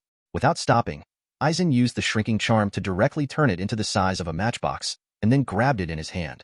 Okay, let's get this done. A thin voice rang out from Hagrid's cabin, apparently the elderly council representative. Wait a minute, McNeil, you want to sign too? Dumbledore's voice sounded. Eisen smiled slightly, and teleported to the nearby forest without leaving in a hurry, just quietly waiting for a good show. Chapter 72 Resettlement. Not long after Eisen was hiding behind a tree, the back door of Hagrid's cabin slammed open. The scene fell silent for a while. Immediately afterwards, "Where did it go?" came a thin voice, apparently from the old council representative. "Where did that beast go?" "It was originally tied there, and what I saw just now is there," the executioner McNeil said furiously. "It's really strange." Dumbledore came outside, glanced around and said slowly, with an exceptionally calm tone, "Boom." The executioner slammed the axe on the fence furiously, as if to vent his anger in this way. Someone untied the rope. The executioner roared filially, panting heavily, "We should search the site, and that forest." "McNeil, if someone really stole Buckbeak, do you think he would take it on foot?" Dumbledore said with interest. "If you want, search the sky." Hagrid, I'd like a cup of tea, or a mug of brandy. "When, of course, Professor Dumbledore," Hagrid said, sounding a bit uneasy. Come in. Boom. The back door of Hagrid's hut was closed again, and Dumbledore, Fudge, the elderly council representative, and executioner McNeil re-entered Hagrid's hut. However, their mood was different at this time. After about 10 minutes, the door of Hagrid's hut was opened, and Dumbledore, Fudge, McNeil and representatives of the committee came out and walked towards Hogwarts Castle. After the four disappeared on the steps of the castle, Eisen came to Hagrid's hut in a flash and showed himself. "Professor Eisen, you let Buckbeak go?" Seeing Eisen's figure, Hagrid seemed to remember something, with a look of anxiety and anticipation on his face. Eisen shook his head with a smile. Seeing that Hagrid's expression kept changing, he was not teasing him. He directly showed the pocket hippogriff in his palm in front of Hygule. "This is..." Hagrid stared at the gadget in Eisen's hand with wide eyes. "That's right, that's Buckbeak. It's just that I put a spell on it." Eisen shoved it into Hagrid's hand, and used the revive charm to break it from unconsciousness. Hagrid retracted that big thick hand and stretched it out in front of his eyes, and gently stroked Buckbeak with the other hand. Seeing it frantically shaking its head and flapping its wings, there is a very strong sense of familiarity. Hagrid couldn't help muttering, and continued to carefully look at Buckbeak, which had shrunk many times. The little guy was only an inch in size at the moment, not worth a tenth of Hagrid's slap. It was like a moving doll, flapping its wings to fly, but Hagrid held it firmly, so it had to make an aggrieved, wow sound. "It's really Buckbeak." Hagrid's hands trembled a little. "Look at the claws, look at the wings, look at the nose. Last time it scratched a tree stump, there's nothing wrong with it." Seemingly being held by Hagrid, Buckbeak had given up on running away, and Buckbeak was rolling in Hagrid's palm. After a while, it seemed to think of something, turned to look in Eisen's direction, and howled. "This is... blaming yourself for shrinking it?" Eisen watched Hagrid and Buckbeak interact with interest. "Haha." Hagrid couldn't help laughing out loud. "That's how it called when it was a child. I'm too familiar with it." "Hagrid, keep your voice down. The representative of the Dangerous Creatures Committee is still in the castle. You have to look sad so that no one can see it." Eisen had to remind Hagrid aloud. Hagrid covered his mouth with one hand, nodded and put his hand down. "Professor Eisen, you're right. I lost Buckbeak. I can't be too happy." Hagrid lowered his voice deliberately, but he still had a smile on his face. "By the way, do you want to keep raising Buckbeak?" Eisen asked suddenly. "Of course, they won't recognize it like this, right?" Hagrid pulled out a piece of raw meat from somewhere, and tore it into pieces and fed it to Buckbeak. But after hearing Eisen's words, he couldn't help becoming nervous. However, the effect of the magic will not last forever. It may take a day or two for it to return to its original size. It is a magical creature after all. Eisen shrugged. "Then what should we do? Can we just let it go?" The expression on Hagrid's face became tangled again. Well, Eisen pretended to be pondering and said after a while, how would you like to stay at Sirius Black's house? That way, Harry can take care of Buckbeak together during the holidays. Well, it seems like this is the only way to go. After thinking for a long time, Hagrid had to agree with Eisen's proposal, because this is indeed the best way to deal with it. Don't worry, I'm researching a spell. By then, it should be able to keep Buckbeak in this state for a long time, and then I can send him back. Eisen held the shrunken Buckbeak in his hand, and secretly cast a spell to make Buckbeak after falling into a coma. He comforted Hagrid. Really, that would be great. Hagrid finally breathed a sigh of relief. After chatting casually with Hagrid, Eisen bid farewell to Hagrid. After all, he was still going to fix Buckbeak, so Hagrid didn't say anything. After exiting Hagrid's hut, Eisen used apparition and teleported directly to number 12 Grimmauld Place as soon as he had a thought. The old house of the Black family, at the door of the study on the 3rd floor. After Eisen knocked on the door and entered, he saw the figure of Sirius Black. Professor Eisen, is it Buckbeak's business? After welcoming Eisen into the study, Black moved a chair next to the desk and handed it to Eisen. That's right. Are you preparing a textbook? After nodding his head and looking around, Eisen found a copy of Black Magic, a guide to self-defense, on the desk. That's right. I have already applied to Hogwarts with Dumbledore for the dark arts. Oh, it should be the professor of the dark arts class. I have to hurry up and prepare for the class. You know, I have been in Azkaban for many years, and some knowledge needs to be reacquired. Blake smiled and nodded. Even when Azkaban was mentioned again, the place where he had been imprisoned for 12 years, he no longer showed any signs of entanglement. It seems that Blake has indeed let go of these things. The book, The Black Arts, a guide to self-defense, if I remember correctly, Harry and the others learned the knowledge from this book when they were in the 1st grade. After picking up the books on the desk and taking a look, Eisen continued put it down, but still showed a puzzled expression when looking at Black. That's right. Black held the book in his hand. However, Harry told me that Quirinus Quirrell's class in the 1st year wasn't very. Blake spread his hands as he said so, and gave Eisen a meaningful look. So, you plan to teach them again? Eisen showed a clear look, but he understood what the other party meant. It's just that Professor Quirrell taught shit like shit, so let him teach it again. Yes. Black closed the book and put it back on the desk, and the topic changed again. How about Buckbeak? I heard that the people from the Committee for the Disposal of Dangerous Creatures brought their executioners directly to Hagrid to listen appealed. Lucius Malfoy is behind the scenes. They are determined to execute Buckbeak. Hagrid's appeal is useless. Eisen said, pulling out the shrunken Buckbeak. Lucius, I know him, a wizard from a pure-blood family, a loyal servant of Voldemort, very good at intrigue and trickery. After Voldemort fell, he escaped the punishment of the Ministry of Magic under the pretext of being under the Imperius Curse. Black took over Buckbeak, said with a sneer. I rescued Buckbeak before the executioner did it.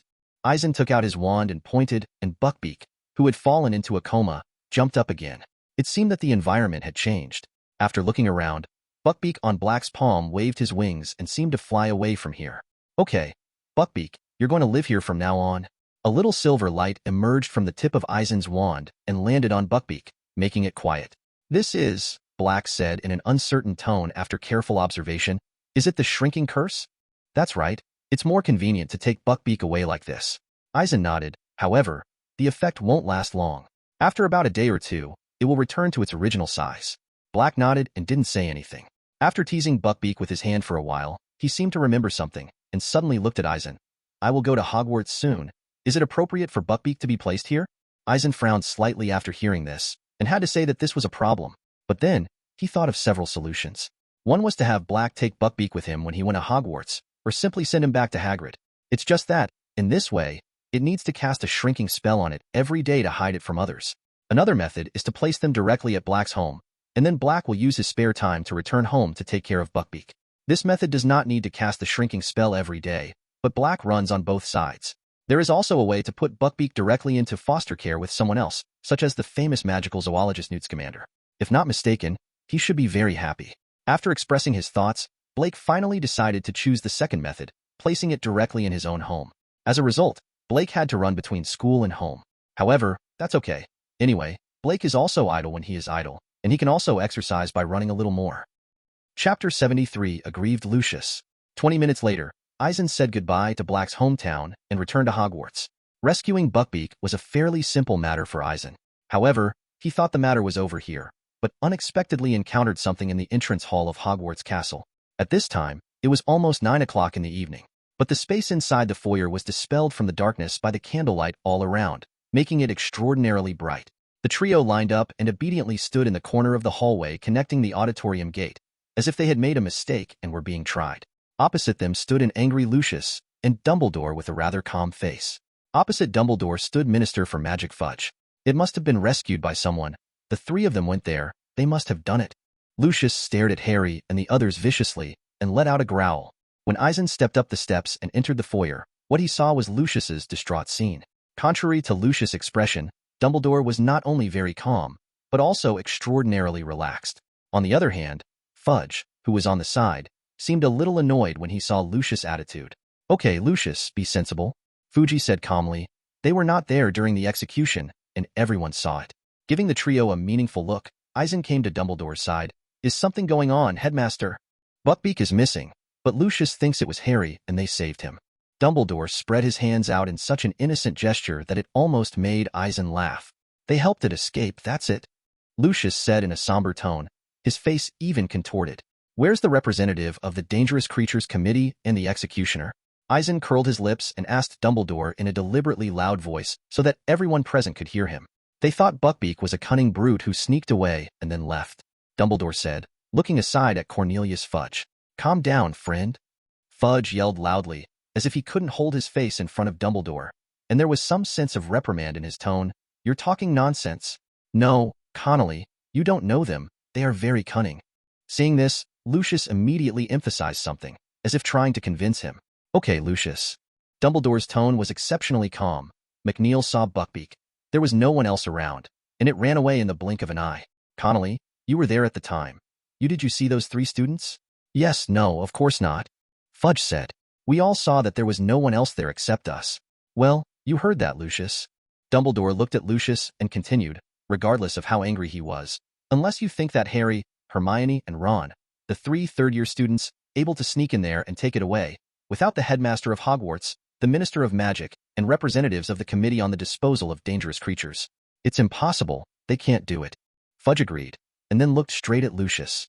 After hearing Dumbledore's remarks, Eisen chuckled inwardly. "Harry and the others couldn't do it, but I could." "Hey, what's the matter? Just playing, you still can't find it, right?" However, seeing Lucius standing there with an aggrieved expression on his face, Eisen thought it was quite funny. Lucius glared at Harry, Ron, and Hermione, then at Fudge and Dumbledore. Fudge looked at Lucius and said nothing, but it could be seen from his eyes that he was very displeased with Lucius's framing behavior so aboveboard. Dumbledore looked at Lucius indifferently, making no other superfluous movements at all. Eisen stood aside and watched the play silently. The scene fell silent for a while. After a while, Lucius' face returned to calm, and then he didn't say anything. He just shook the hem of his robe, then turned and left the castle. Harry and the others breathed a sigh of relief when Lucius left. Although they did not rescue Buckbeak, they still felt a little oppressed facing the angry Lucius. "Well, this guy's a bit out of his mind." Fudge stared Lucius away, looking at Dumbledore. "I'll keep an eye on him. I didn't expect." "Oh, it's not that he's lost his mind. He's just extremely disappointed," Dumbledore said calmly. "He's not the only one." Fudge sighed suddenly. "The Daily Prophet has a chance to mock the Ministry of Magic. We brought the executioner to kill the hippogriff, and it never slipped through our fingers. What the paper needed now was to disclose the escape of the hippogriff. This time, I, as a witness, will be the laughing stock. Well, I'd better get out of here and inform the ministry." "I told you before, Black Dumbledore suddenly brought up Sirius Black. "Oh, that's right, yes, as a professor of defense against the dark arts, right? No problem." Fudge waved his hand and said absently, "He's been proven innocent, hasn't he?" "It's overcoming the dark arts class." Dumbledore had a small smile on his face. Okay, overcoming the dark arts, the name is a bit." Fudge ran his fingers through his hair before leaving Hogwarts Castle. "Black is happy with the name." Dumbledore smiled quickly at Harry, Hermione, and Ron, nodded at Eisen, and followed Fudge out of the castle. Judging by Dumbledore's appearance, he probably wants to send Minister Fudge off. "Professor Eisen, you rescued Buckbeak?" Seeing that everyone had already left, Harry looked at Eisen impatiently. Ron and Hermione, both of them also looked at Eisen eagerly. "Keep your voice down." Eisen gestured to them, then nodded and replied, "That's right. Buckbeak has been taken away by me." "Really? That's great." Ron couldn't hide the joy on his face anymore, and after looking at Harry, he couldn't help clenching his fist and waving his arms. "By the way, Professor Eisen, did you let Buckbeak go?" Hermione asked. "Didn't I tell you?"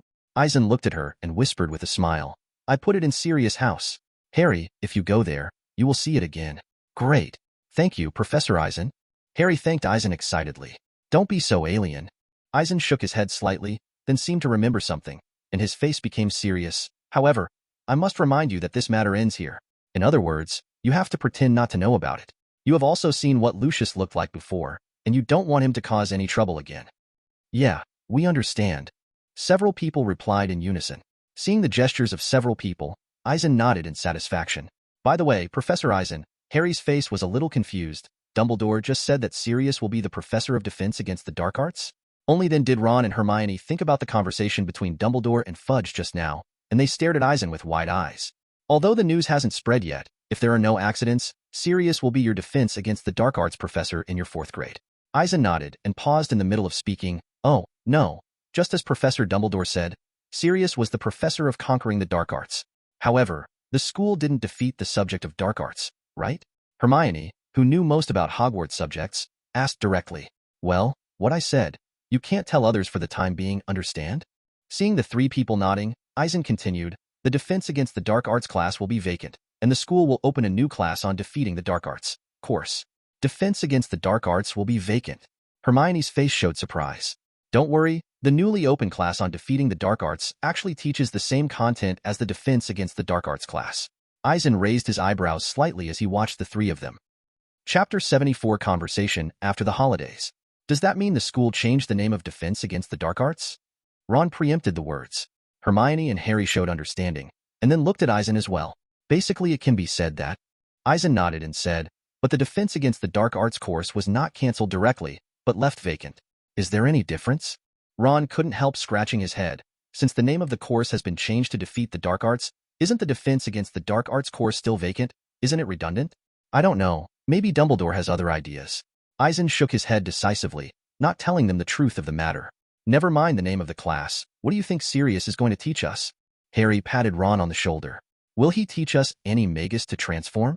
Speaking of which, Ron suddenly became excited. That's impossible. Animagus transfiguration is the content of transfiguration, something that Professor McGonagall wants to teach us. Hermione retorted directly. Besides, human body deformation is a very advanced content, and it will wait until we are in 6th grade. Will teach us. Ron smiled mischievously, but said nothing.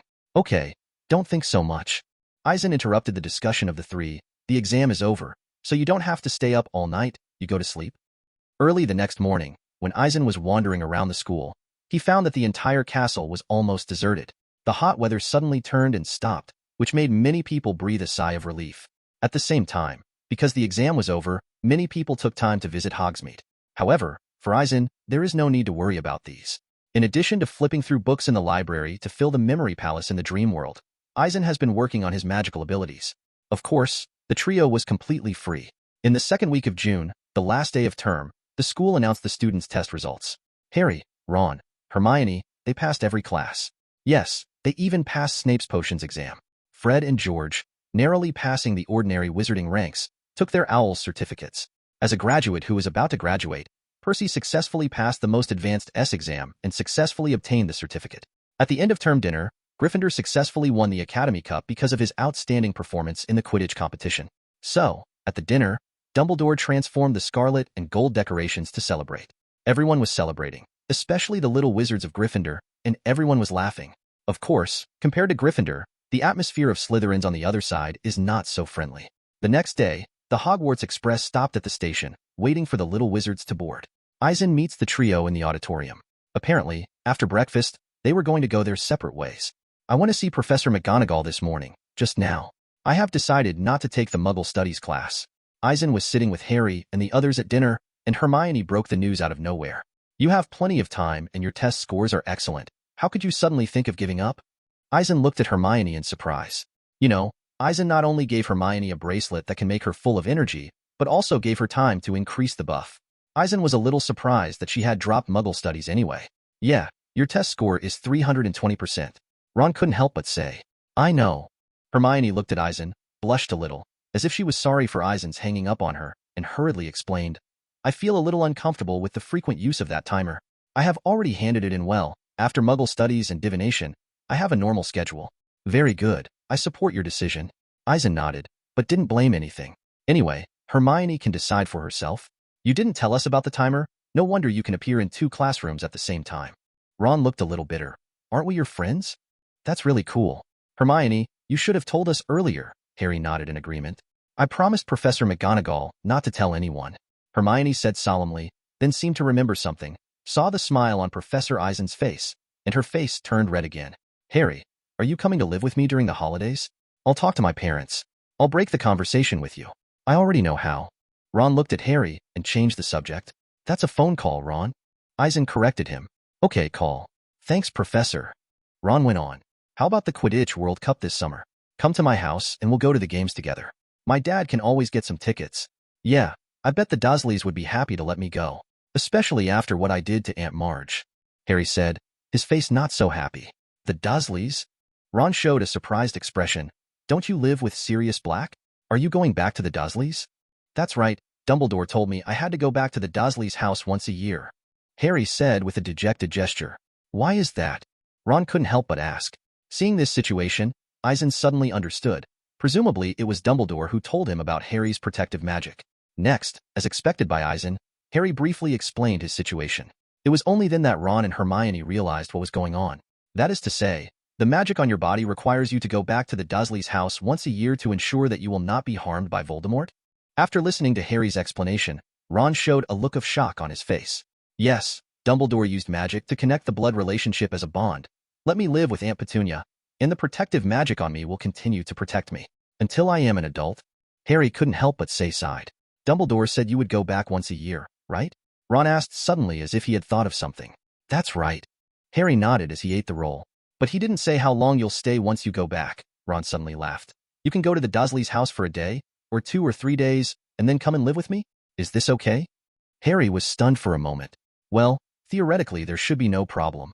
Eisen pondered for a moment, and then slowly said, the effect of Dumbledore's spell is blood relationship as a bond, extending the magical protection on your body to the concept of home. Extends the duration of magical protection. And the purpose of going home once a year should be to strengthen the bond that Dumbledore was connected with through spellcasting. If this is the case, then there is no need to stay for a long time. 1 day is enough. Of course, to be on the safe side, it would be better for you to stay for a few more days. That would be really nice. Harry was finally in a better mood when he learned that he didn't have to stay at the Dursleys' house all the time. Harry, you don't have to go back to the Dursleys' house during the summer vacation. Hermione suddenly suggested. Didn't Dumbledore say you have to go back to the Dursleys' house once a year? You can choose to go back to the Dursleys' house during the Halloween holiday or Christmas. Go back during the holidays. That's right, Harry. Ron immediately agreed. In this way, during the 2 months of summer vacation, you can live with Sirius Black. By the way, Professor Eisen. When Harry was enjoying himself, he suddenly looked at Eisen. As if he suddenly thought of something, Dumbledore seemed to cast a spell on me after he told me these things. Spell? Is it the one that makes you go back to the Dursleys once a year? Before Eisen could speak, Ron couldn't wait to express his opinion. Chapter 75 Inspiration and Guess. What spell? Glancing at Ron, Eisen nodded at Harry, gesturing for him to continue. I just wanted to hear Dumbledore say, astral projection, and then I fell asleep, Harry said with a puzzled look on his face. Astral projection. What kind of spell is this? Ron showed a surprised expression, and even Hermione next to him looked at Eisen expectantly, waiting for his explanation. Astral projection? Eisen's face was startled, but his mouth began to mutter. Professor Eisen, is there something wrong with this spell? Seeing Professor Eisen's gesture, Harry couldn't help but speak. Oh, of course it's okay. Dumbledore won't hurt you. His thoughts were interrupted, and Eisen didn't show any abnormal expression. After he said something, he continued to ask, did you feel any way after you woke up that day? Well, I don't know what's going on. I feel very relaxed.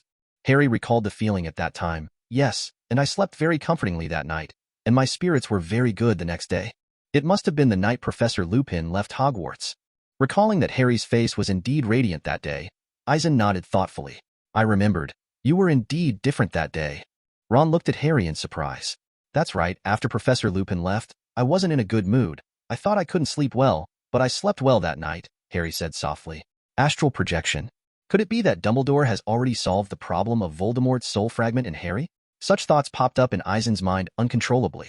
If that was the case, wouldn't it mean that Voldemort had only one Horcrux left, Hufflepuff's golden cup intact? In other words, if Eisen sneaks into Gringotts and destroys Hufflepuff's golden cup, Voldemort is basically done for. TSK, this Dumbledore really deserves to be the greatest wizard of our time. If he doesn't make a move, he solves a big problem directly. But Why didn't he tell himself? Thinking of this, Eisen couldn't help showing a strange look on his face. However, if Voldemort's Horcruxes were all destroyed, there was a question that made Eisen curious. That is whether Voldemort's remnant soul will continue to exist, or it will simply dissipate. Of course, before talking about this, it must be clear that the reason why Voldemort's remnant soul can exist without the body and escape to the Albanian forest to parasitize animals is because the Horcrux still exists. Moreover, Voldemort was parasitic on animals, and he was able to maintain his consciousness for more than 10 years. Obviously, this is also the credit of the Horcrux. So, back to the previous question. If all of Voldemort's Horcruxes were destroyed, will his remnant soul hidden in the Albanian forest dissipate out of thin air without the support of the Horcrux? Or, because the remnant soul is parasitic on animals, even without the Horcrux, his remnant soul can still survive? In other words, without the support of the Horcrux, although Voldemort's remnant soul can parasitize on animals, it cannot maintain a clear consciousness. Just like Nagini, who was under the blood curse, his consciousness was gradually wiped out. Thinking of all the guesses, Eisen shook his head slightly, but he couldn't hide the smile on his lips. Harry, did Professor Trelawney make any predictions during the divination exam? Eisen asked with a flash of inspiration. Professor Trelawney? No prophecy. Harry froze for a moment, then shook his head. Eisen nodded and fell into thought again. He vaguely remembered that according to the original plot, Trelawney actually made a prophecy in front of Harry during the divination class exam. The content of the prophecy can be summed up as follows. Peter Pettigrew will find Voldemort and help him rise again. But now it is obviously impossible to have this prophecy anymore. After all, Pettigrew has been imprisoned in Azkaban. Then, of course, Voldemort's remnant soul will continue to live in the Albanian forest. What an unrecognizable plot. Sighing like this, Eisen restrained his divergent thoughts and stopped thinking about it. Professor Eisen, goodbye. Goodbye, Professor. After dinner, Harry and Ron, as well as Hermione, said hello and goodbye to Eisen. Afterwards, the trio left Hogwarts Castle and boarded the Hogwarts Express. The trio went back to their respective homes, while Eisen continued his book-moving business in the library. Recently, Eisen's Oniroi spell has been continuously cast, and the power accumulated in the dream world has become more and more sufficient, but it seems almost meaningless to have a qualitative change. In this regard, Eisen was not in a hurry, but just waited quietly. On this day, when flipping through books in the library, Eisen was a little absent-minded, always feeling that something was overlooked by him. After several struggles, Eisen simply left the library and went directly to the secret base. Feeling the chilly environment around him, Eisen's mood went through. A flash of inspiration flashed in his mind, and he suddenly thought of what he had overlooked. Astral projection. Before the trio left Hogwarts, something Harry had said resurfaced in Eisen's mind, and then he came up with the term astral projection. But, is there anything strange about astral projection? Eisen sat straight on the chair behind the long table in the alchemy laboratory, and then muttered. Astral projection, a new spell created by Dumbledore, can knock Harry's soul out of his body, and then solve the problem of Voldemort's soul fragments. No, not this one. The function of astral projection, the power of astral projection, the principle of astral projection, the source. The source, that's right, the creative source or function of astral projection was used by Marvel's supreme mage Ancient, one to travel the multiverse. Multiverse, parallel world. Eisen stood up abruptly, his eyes flashed brightly, and he suddenly thought of something. Parallel world? Eisen started pacing in the open space of the laboratory. Could it be that I used the time travel feature to go back to the past? Before 1972, I really went back to the past. And before 1972, I actually went to the parallel world. When he came to this conclusion, Eisen was a little shocked for a moment. After thinking about it for a long time, Eisen realized that if nothing unexpected happened, it should be true. This also explains why none of the changes he made before 1972 would have any impact now. Because the changes in the parallel world must not affect the world where Eisen is now. After 1972, it is the past of Eisen's world, so some changes can affect the present. Wait. Eisen suddenly thought of something. He remembered very well from his previous time travel experiments that some of the changes he made in 1901 seemed to show no signs of change in 1902. If it's just a parallel world, then how can this be explained? Eisen continued to meditate, his brows furrowed unconsciously. After a while, Eisen frowned slightly, as if thinking of something. Unless, every time I return to the past before 1972, I actually enter a brand new parallel world. Eisen was shocked by the conclusion he drew. This is the multiverse? For a moment, Eisen felt that his mind was full of blood, and he was in a daze. After a long time, Eisen stopped pacing and continued to sit down. But when it comes to time travel and parallel worlds, I still don't understand it. Well, if you want to talk about multiverses or parallel worlds, it is reasonable to say that there is no problem. After all, Eisen has been directly reborn in this world through time travel, so it is not incomprehensible to add the concepts of parallel worlds and multiverses. But the problem is, the time-traveling characteristic integrated in Eisen, even though the grade has reached the legendary level, is only a time-traveling characteristic. How could he travel to another parallel world out of thin air? Eisen can still understand if time travels, but time travel makes Eisen feel a little strange. After thinking about it for a long time, Eisen couldn't figure out what was going on, so he could only blame it on his gold finger. Perhaps, gold finger already existed at the moment I was born, and it was only activated when I went to work after the age of 18. Such a thought suddenly appeared in Eisen's mind, which made him a little dazed. Chapter 76 Visit. For a long time, Eisen showed some helplessness on his face. Although he can be sure with a high probability that when he travels back in time and space, he did go to a brand new parallel world before 1972, and after 1972 is the past of this world, but he still needs to continue to practice to be sure. As for why this happened, Eisen couldn't figure it out. Of course, no matter what, Eisen feels that life will be much more exciting in the future. However, traveling through time and space involves parallel worlds, and he thinks that he must be more cautious. After a while, Eisen restrained his thoughts and let out a long breath. Now that you know what the situation is, you can try it slowly in the future. He stood up, went to the side of the alchemy laboratory, opened a door, and entered the compartment where Eisen held the Dementors. In the compartment, wisps of cold air were continuously absorbed by the runes above the two crystal balls, and then turned into energy and poured into a crystal ball below. The Dementor imprisoned in the crystal ball rolled and roared silently, and the faint silver light around it came out from the silver chains wrapped around the crystal wall of the crystal ball, expelling the characteristics of the Dementor into another crystal ball. It was faintly visible, and the Dementor inside had almost become transparent to the point of being invisible. As for the other crystal ball, gray silk threads were faintly revealed in it, constantly tumbling and entangled, like clouds and mist, invisible and elusive. After taking a look, Eisen knew that if he wanted to completely strip off the characteristics of the Dementor and fuse it into another crystal ball, it might take a while. Right now, of course, he hasn't done his best. But, do you want to stop the magic, dismantle them, and then take them back to the past, using the time bug to achieve your own goals? Thinking of this, the corners of Eisen's mouth curled up. To put it simply, it is still a year or 3 years before all the characteristics of the Dementor are integrated into the crystal ball.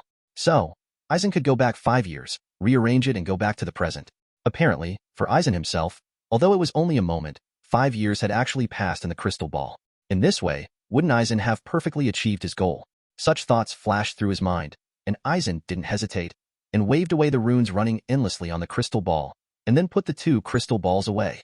Afterwards, Eisen turned into light, fled to Lu Fei, Antarctica, found another place, directly activated the time travel feature in his body, and returned to the time and space in 1985. To be on the safe side, Eisen deliberately moved back to the past by several years. On January 1st, 1985, somewhere in the Antarctic continent, covered by glaciers stretching as far as the eye can see, Eisen's figure appeared out of thin air. After looking around and seeing that there was not much change in the future, Eisen went straight down deep into the ice layer and dug a small room. Eisen then arranged the crystal balls and recast the magic to connect them. The runes appeared out of thin air above the crystal ball, and the cold air condensed and absorbed by the runes, and then turned into energy and poured into the crystal ball below. The silver chains on the inner wall of the crystal ball gave off a silvery luster, which penetrated from the figure of the Dementor inside and melted into another crystal ball. The whole loop was laid out again by Eisen. Sighing a little, Eisen did not hesitate, and directly moved to the ice layer. Afterwards, the power of the time characteristic in the body was activated, and it returned to 1994. On June 13, 1994, Eisen reappeared. After perceiving himself, Eisen didn't find anything wrong. After taking a long breath, a smile appeared on Eisen's face. Afterwards, Eisen's figure flashed, and he came to the deep ice layer under his feet, and a small room still existed. In the room, the circulation between the crystal balls is still running. But, as Eisen predicted, after nearly a decade of operation, the characteristics of the Dementor had already been fused into a crystal ball, and the crystal ball that originally held the Dementor had completely disappeared. After dispersing the floating runes with a wave of his hand, Eisen directly used Fierce Fire to destroy the crystal ball holding the Dementor, and took another crystal ball in his hand. I saw that this crystal ball was no longer crystal clear. It is filled with gray misty silk flocks, giving people a mysterious feeling. In addition, when I took this crystal ball into my hand, a cold and gloomy feeling came to my heart. Eisen still felt slightly uncomfortable, although it was a far cry from the desperation and depression he felt when confronting the Dementors directly. But fortunately, when the magic power in Eisen's body circulated, all the strange feelings were repelled. I don't know if the miraculous properties of the gold finger are useful to this thing. Eisen frowned after putting away the crystal ball. The phantom activated invisible, and Eisen's figure appeared on the ice. Afterwards, Eisen cast a spell to smooth out the room open below and restore it to its original state. In the following time, Eisen did not do anything else for the time being, but went home for a trip. Seeing his parents again, Eisen found that they were the same as before. Life is easier for the parents now that Eisen Films has made some money. Of course, because he didn't want to worry his parents for the time being, Eisen directly cast spells to guide his parents to ignore some of his own problems. For example, his parents only knew that he was developing a market in other places, but they would ignore the specifics of what he was doing. On June 20th, 1994, after staying at home for a full week, Eisen said goodbye to his parents and returned to Hogwarts. After all, Eisen hadn't forgotten that Dumbledore was taking him to visit someone. Traveling back and forth between the Muggle world and the Wizarding world will always give people a feeling of being in another world. Especially after Eisen returned to Hogwarts, the whole world seemed to be a lot quieter, and that feeling was particularly strong. Walking through the Hogwarts castle, Eisen's figure passed the corridor, walked past the defense against the dark arts professor's office, entered the spiral staircase, and came straight to the entrance of Dumbledore's office. After the god's perspective was turned on, Eisen naturally saw Dumbledore in his office. Knocking on the door, Eisen was ushered in by Dumbledore. "Good morning, headmaster." Eisen greeted Dumbledore sitting behind his desk. "Good morning, Eisen. How are the preparations for the dueling club going?" Dumbledore put down the parchment in his hand and took a sip from the cup next to him. "Preparation is perfect." Eisen's mouth twitched. "However, headmaster, what do you think of me dragging Professor Flitwick and Professor Snape into the dueling club?" "Well, that's a great idea. I'm fine with it." Dumbledore put down his glass and nodded. "Well, are you busy?" Eisen asked, pointing to the parchment in front of Dumbledore. If Dumbledore was busy with his own affairs, then Eisen would have to think about coming again next time. "No, just looking up some information." Dumbledore picked up the parchment and handed it over. "This is the Death Eaters list?" Eisen's eyelids twitched after he took the parchment and glanced at it. Avery, Strange, Not, Rogier, Bellatrix. At a glance, there are about 30 or 40 people's information. Good guy. Is Dumbledore going to attack these Death Eaters? That's right. I'm investigating Hufflepuff's gold cup, and I'm wondering who among them is most likely to keep it. Dumbledore looked at Eisen with a strange look in his eyes. Then you have a goal? Eisen calmly put down the parchment and asked calmly. Not yet. Dumbledore said slowly, looking away, before folding the parchment. A strange look flashed in Eisen's eyes, and he was silent for a moment without saying anything. Is Harry's problem solved? After a while, Eisen changed his tone and asked casually. Yes, it's finally resolved. Dumbledore said with a smile. Thank you for your suggestion, Professor Eisen. It's too weird, Principal. Eisen waved his hand. Besides, I just proposed a solution, and it's thanks to you for creating that magic spell. No, Eisen, you were born in the Muggle world, so you may not know these things. Dumbledore stood up from behind his desk, but I must say, for us stubborn old guys, sometimes some whimsy is extremely important. Spreading his hands, Eisen showed a little embarrassed look on his face. As for the whimsical idea, in his opinion, it was just a little brainstorming. Come on, Eisen, I'll take you to meet someone. Dumbledore came out from behind the desk, straightened his robes, and looked at Eisen with a mysterious look on his face. Is it Nick Flamel? Eisen stood up, raised his eyebrows slightly and said a person's name. Well, you guessed it right. Dumbledore smiled and nodded. Chapter 77. Dumbledore. In the West End of London, in a coffee shop for people to rest near St. Martin's Lane, Eisen followed Dumbledore here. Although the two were wearing wizard robes, this strange shape did not attract the attention of the surrounding muggles. Apparently, the two had magically affected the crowd. In other words, they have reduced their sense of existence to a limit. Would you like a cup of coffee? Sitting in a seat by the window, Eisen picked up 2 cups and quietly cast a spell to fill them with coffee. Well, Professor Eisen, I have to say that if you want to taste the deliciousness of coffee, you should be like them instead of relying on magic. Dumbledore took a sip from his cup and said with a smack of his mouth. Well, what you said makes a lot of sense. Eisen shrugged without rebuttal. So, how much do you know about Nicholas? Dumbledore tapped his finger on the table, and a magical shield enveloped the two of them. I know very little. Eisen took a sip of coffee, put down the cup, and said slowly, Harry and the others found some information about Nicholas May during the operation to protect the Sorcerer's Stone in the 1st grade. I understand is roughly the same. I only know that he was a character more than 600 years ago, a wizard with profound attainments in alchemy, and also the maker of the Sorcerer's Stone. Because of the Sorcerer's Stone, he and his wife Perennial are alive until now. On the chocolate frog card, when introducing you, he said that he and you are friends. For Eisen, Nicole May is indeed a relatively mysterious figure. After all, in this world, Nicholas May can be said to be the only person who successfully created the Philosopher's Stone. It is said that Nicholas was proficient in Latin and Greek, and when he was young, he used to make a living by selling books and copying articles in Paris. Because of his outstanding ability, nobles often pay him to copy some precious manuscripts. Because of this, Nicholas had a high probability of being able to transcribe some alchemy manuscripts. In fact, this is true. Once he found a mysterious document called the Book of Jewish Abraham in the manuscript Book of Hieroglyphs. Subsequently, Nicholas May spent 21 years collecting information and finally deciphered this mysterious document. After that, things became more natural. Nicole May successfully used the magic stone to turn stones into gold and became a godly man who was not short of money. At the same time, he also used the Philosopher's Stone to refine the elixir of life, and he has lived with his wife Perennial until now. In 1991, Nicholas May had passed his 665th birthday, while his wife had passed her 658th birthday. It has to be said that Nicholas May is indeed a legend. Still, Eisen felt a little strange when he thought about his experience. For example, the magical creation of the Sorcerer's Stone was not invented by him, but was successfully created after deciphering it from mysterious documents. But since there are records in mysterious documents, doesn't it mean that the Sorcerer's Stone has already been made? But unfortunately, no one in the wizarding world has ever discovered who can survive forever. Of course, there may be wizards who have really survived since ancient times, but they are hidden in a corner of the world and have not been exposed. Yes, he and I are friends, and his accomplishments in alchemy are really amazing. Dumbledore nodded and said with emotion. However, you said that the Philosopher's Stone has been destroyed. Eisen rubbed his fingers over the glass, then picked it up and took a sip. That's right, I've talked to Nico about this matter, and we both think it's the best choice. Dumbledore said flatly. In that case, wouldn't Nicholas May and his wife Perennial? Eisen spread his hands, although he didn't say it, but the meaning was already obvious. Yes, although they have saved some elixirs, enough for them to live for a while to take care of things, they will indeed die. Dumbledore spoke in a calm tone, and he didn't seem to be sad for his friend at all. That's immortality. They just gave up like that?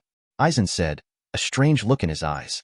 Yes, I know. For a young man like you, this is really unbelievable. Dumbledore looked at Eisen with a smile. But for Nico and Perennial, death is more like going through a long period of time. After a day, I can finally go to bed and rest. Rest is rest, but you can't wake up again, can you? Eisen said with a bit of embarrassment. I've said many times that to a sane mind death is just another great adventure. You see, the Philosopher's Stone isn't really such a wonderful thing. With it, no matter how much wealth and lifespan you want, you can get your wish. Those are two things humans most want. The problem is, they don't actually do them any good. Dumbledore looked at Eisen with interest. For human civilization as a whole, immortality is indeed a disaster, but for individuals, the desire for immortality is nothing more than the fear of death. Eisen began to talk nonsense calmly. I remember, when you successfully obtained the Philosopher's Stone, weren't you tempted then? Dumbledore looked at Eisen with a smile on his face. Hearing Dumbledore's words, Eisen couldn't help rolling his eyes. The reason why he wasn't tempted was because he had turned it on. If there was no Goldfinger, he would definitely try his best to hold the Philosopher's Stone in his hand. Of course I thought about it, but Eisen's mouth curled up. What? Dumbledore looked surprised. However, I thought very clearly at the time. Since the Philosopher's Stone was created by magic power, why can't immortality be achieved through magical means? Eisen pondered for a while and said the answer. Magic means? Dumbledore mused. Yes, I have always known what a magical power magic is. Eisen paused and then continued. Before the little wizard enters school, there will be a magic riot. At that time, the little wizard will a lot of incredible things have been done. You know, they didn't know spells back then, and they didn't have wands. The more I delved into magic, the more shocked I felt. Maybe it doesn't matter to many wizards living in the wizarding world, but I was born in the muggle world, so I think more. I even think that magic can make people do whatever they want. No, it's what they want. What you want. Dumbledore looked at Eisen strangely. Isn't it? Eisen spread his hands. There is a saying in the muggle world, I don't know if you know it, it thinks so the law of causality is the underlying logic of the world, and nothing and any behavior can violate the law of causality. For example, if I slap you on the right cheek, then your right cheek will hurt. It will never be because after I slapped you on the right cheek, your right cheek didn't feel the slightest, but the left cheek ached. Obviously, this makes no sense logically or causally. You make a lot of sense. Dumbledore nodded after thinking for a moment. However, magical powers like magic can violate the law of causality, or in other words, it cannot be restricted by the underlying logic rules of the world. For example, after a slap on the right cheek, the effect of pain can be transferred to the left by a transfer spell, face. Another example is to directly use transfiguration to transform a certain substance without knowing the basic particle composition of the substance. Duplicate something out of thin air with the duplicate spell. This is not what wish come true. After a lot of nonsense, Eisen finally rounded up the topic. You want to use this ability to get what you want to make yourself immortal? Dumbledore couldn't help asking, looking at Eisen like he was looking at a madman. Ahem. Since the power of magic is so amazing, it's not impossible, right? Eisen took it for granted. Well, young people's ideas are always a bit surprising, and we old guys can't keep up. Dumbledore shook his head, as if he was annoyed at being behind.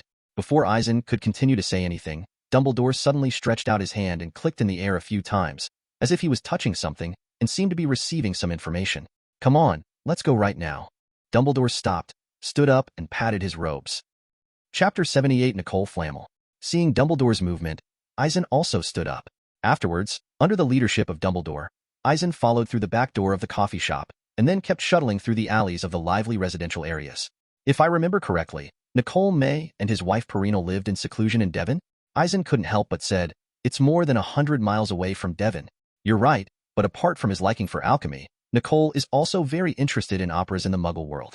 Dumbledore nodded and said, before he leaves, he always goes to listen to the operas in various places. A few minutes later, Dumbledore brought Eisen to an extremely inconspicuous corner. The corner is located at the dead end of an alley, and no one will come here at all. Nicole May lives in this kind of place? Eisen narrowed his eyes. God's perspective turned on the scan and found nothing unusual. He had already guessed that Nicholas May lived in this area, but he couldn't find it. Nicole and Perinar like to live with muggles, and he doesn't want wizards bothering them, especially after the Philosopher's Stone is destroyed. Dumbledore smiled and nodded at Eisen, then took out his wand and waved it around. Living in a hermit in the city, this kind of life is actually not bad. Dumbledore withdrew his wand and stood still, waiting.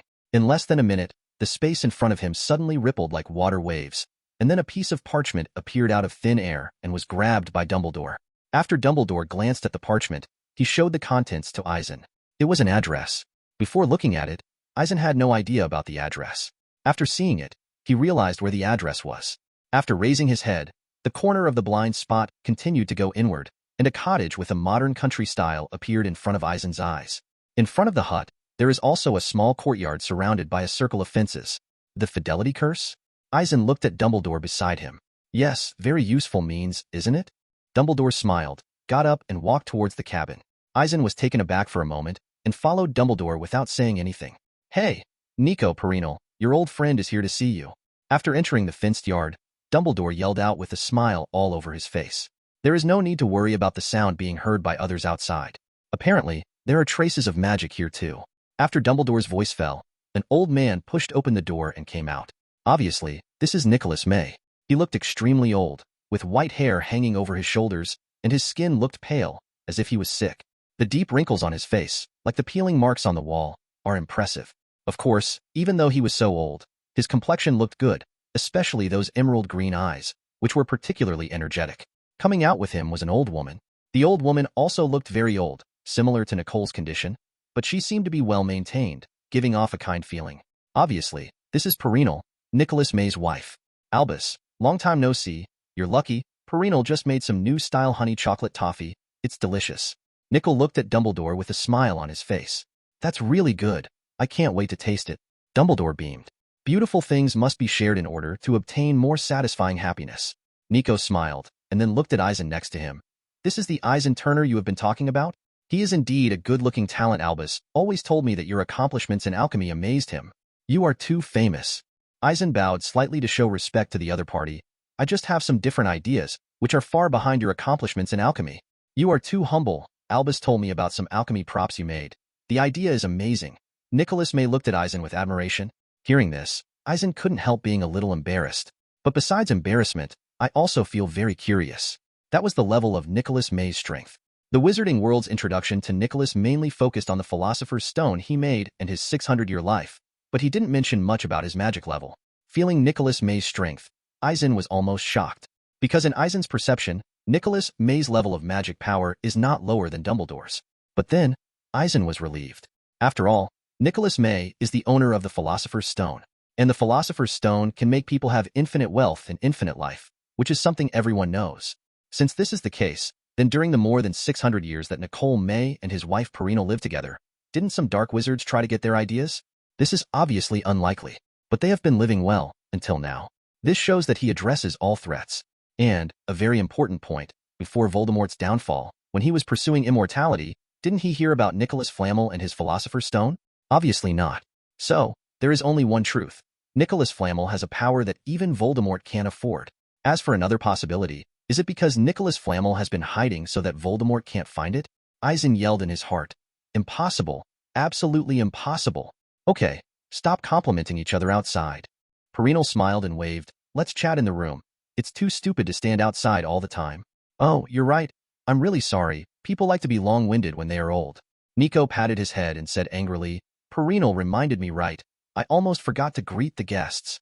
Afterwards, the Nicholas May and his wife opened the door and welcomed Dumbledore and Eisen in. After entering, Eisen discovered that Nicholas Flamel really liked to live like a muggle.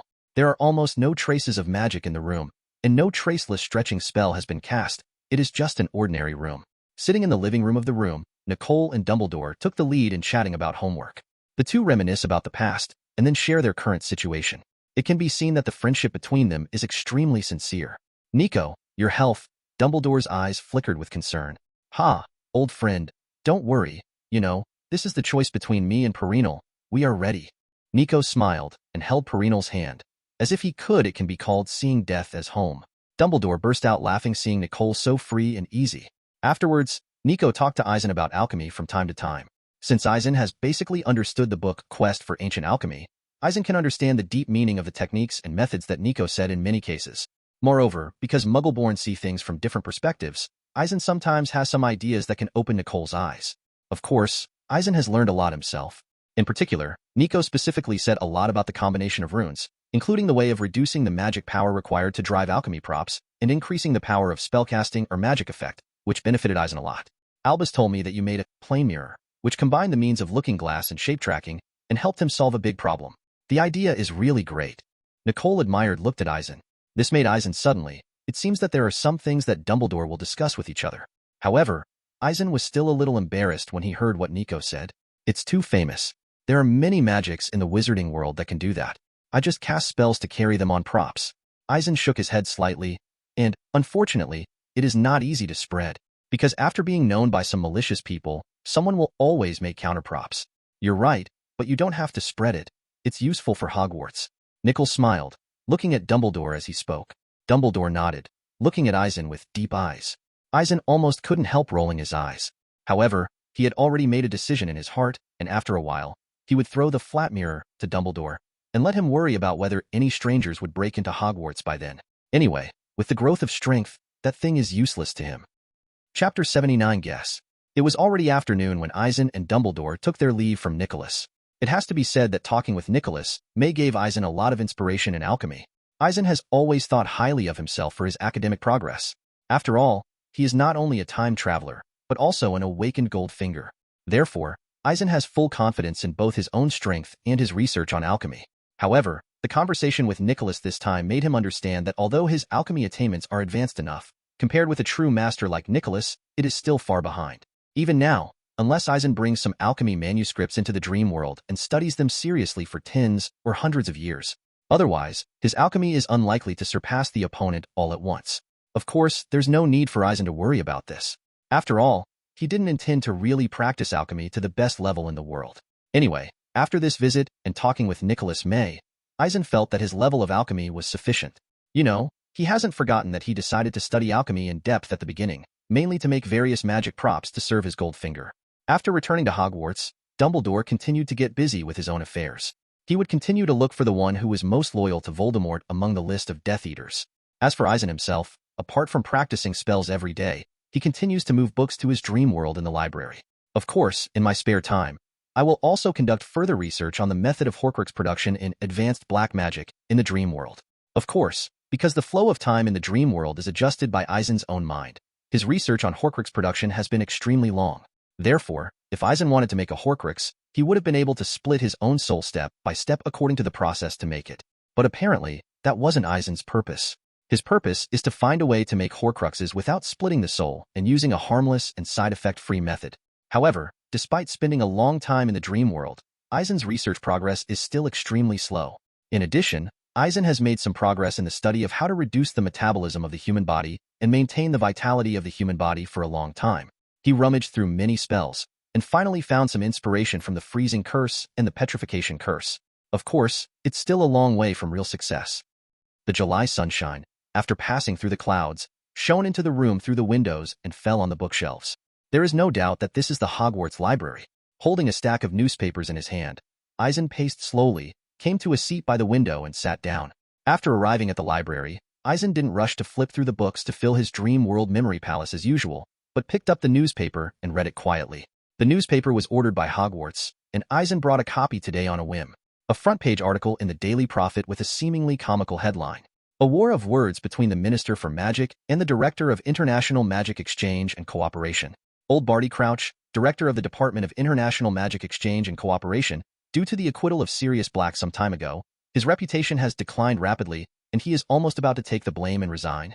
Minister of Magic Cornelius Fudge, in order to get rid of the incompetent hat of the Ministry of Magic, urgently needs a scapegoat.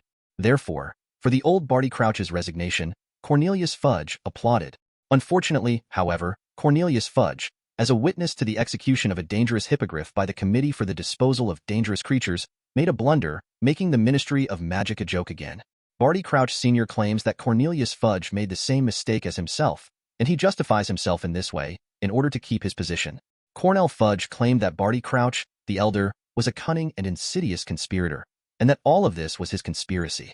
He deliberately let go of the hippogriff. After a cursory look, Eisen called him a good guy. On the one hand, Eisen was surprised that Barty Crouch Sr. wasn't ousted. On the other hand, he was speechless at the fact that Fudge put the blame for Buckbeak's escape on old Barty Crouch. However, it's been a while since this happened. When did this spat start? Eisen couldn't help shaking his head after understanding what happened. Opening the newspaper, on the second page, Eisen saw a report about the 422nd Quidditch World Cup in the Daily Prophet. This year's Quidditch World Cup knockout tournament will start in July, and the competition will last for 1 month. In the end, 2 teams will be determined, and the final will be held on August 22nd. Of course, Eisen himself is not very interested in which team will make it to the final. After all, as a time traveler, I really don't have that sense of substitution. What makes Eisen strange, though, is the number of Quidditch World Cups. As clearly stated above, this Quidditch World Cup is already the 422nd competition. However, the Quidditch World Cup is held every 4 years. According to this calculation, if the time continues to push forward, you will find that the first Quidditch World Cup should be held in 116 BC. But what is more outrageous is that the flying broomstick was born around the 10th century AD. Moreover, the broomsticks at that time were all produced by wizards for their own use. Not only were they of very poor quality, they were also extremely uncomfortable to sit on. This is where the problem arises. Since the birth of the broomstick was around the 10th century AD, it is impossible for the Quidditch World Cup to appear before the birth of the broomstick. So, what is the truth of the matter? Doubt flashed in Eisen's eyes.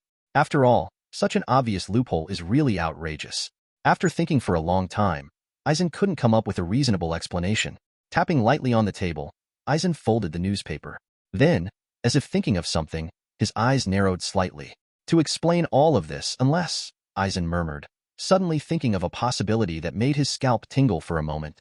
After taking a deep breath, Eisen suddenly lost his mind on reading in the library. As soon as the god's perspective was opened, Eisen saw Dumbledore in the headmaster's office. Leaving the library, Eisen came directly to the door of Dumbledore's office through the phantom. Just as he was about to go in, Eisen stopped moving. Just ask directly? Eisen hesitated. Well, first find a question as an entry point. Afterwards, Eisen started pacing the hallway. After a while, Eisen's eyes lit up, and he thought of an excellent excuse. Without hesitation at the moment, he entered the office after passing the password. After entering the office, Eisen noticed that Dumbledore had just come out of a side cubicle. Presumably, he came out because he found Eisen entering the office. Professor Eisen, is there anything you can do to find me, an old man so early in the morning? Dumbledore stretched, making a gesture of moving his body. Yes, that's right. Eisen nodded, hesitated for a moment before speaking directly. I have a question I want to ask you. Okay, if you have any questions, please say. Dumbledore stared, then motioned for Eisen to continue.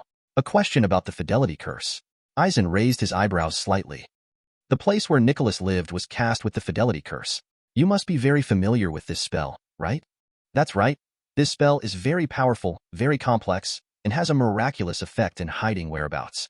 Dumbledore's tone was quite calm, but he still looked at Eisen suspiciously.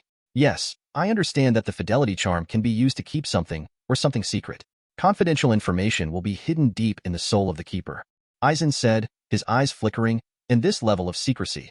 Unless the secret keeper voluntarily leaks the secret, other people will not be able to succeed with any magical means.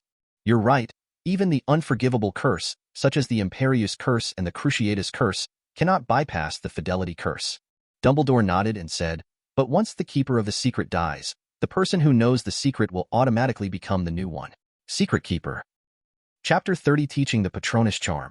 With a thought, after completely crushing the two ice fish, Eisen flashed back to Hogwarts Castle, his office. To be honest, if Eisen didn't have Goldfinger, then he would have invented a method to immobilize magic effects on himself, and he would definitely be eager to try it. After all, this can greatly increase Eisen's strength and bring him a great sense of security in this world.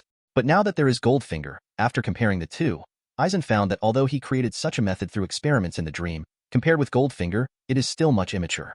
Of course, the most important point is that Eisen is still confident in his own strength at present, and he does not have the sense of urgency to face danger.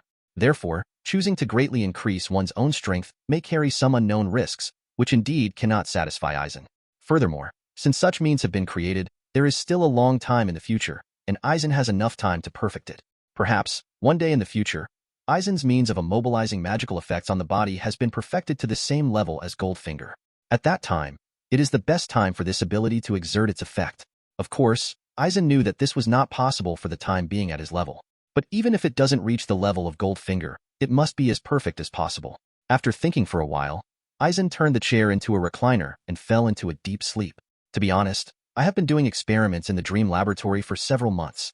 Although the dream world is completely under Eisen's own control, thinking with his brain for a long time still makes him feel a little sluggish. Time passed slowly, and when Eisen came out of the office, it was already evening. Eisen, who came to the auditorium for dinner, found little wizards in groups, still discussing about Sirius Black and Pettigrew. It can be seen that if there are no major events in the recent period, the enthusiasm for this matter will continue for a while. Time moved forward quickly, and after the Dementors disappeared from the castle, the atmosphere of the whole school became lively again. After the incident of Sirius Black and Pettigrew lasted for a period of time, it tended to gradually disappear. However, as the savior Harry's old enemy, Draco Malfoy spent all day hanging around in front of Harry, either pretending to be a Dementor or pretending to be stunned by a Dementor to taunt Harry. Even Harry, who had a new family, lost that joy and resented Della again. Ron got mad about it once, throwing a big, slippery crocodile heart in Malfoy's face during a potions class. Although Ron breathed a sigh of relief, Snape directly deducted 50 points from Gryffindor. However, I don't know if it was because of casting the Cruciatus Curse in front of the trio, which revealed the handle. Although Snape's face was a little colder in the potions class, it didn't have that particularly targeted meaning. The little wizards suddenly found that although Snape was still so annoying, he was no longer so annoying. On Saturday night, in the response room, before the new actual combat training started, Harry expressed his troubles. Professor Eisen, why do those Dementors affect me so much? Am I too weak?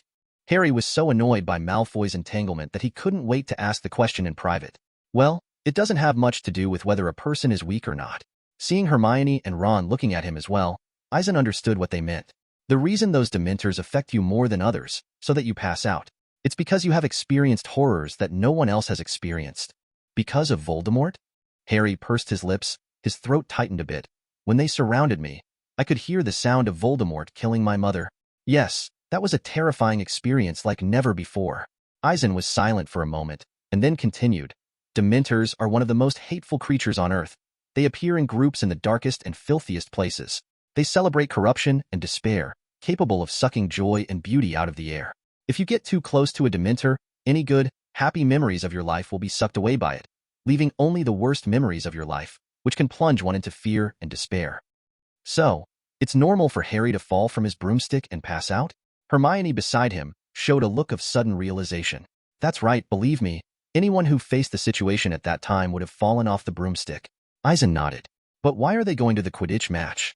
Ron said suddenly. I mean, everyone knows that the Dementors are sent by the Ministry of Magic, and they are stationed at the entrances only after Headmaster Dumbledore agrees.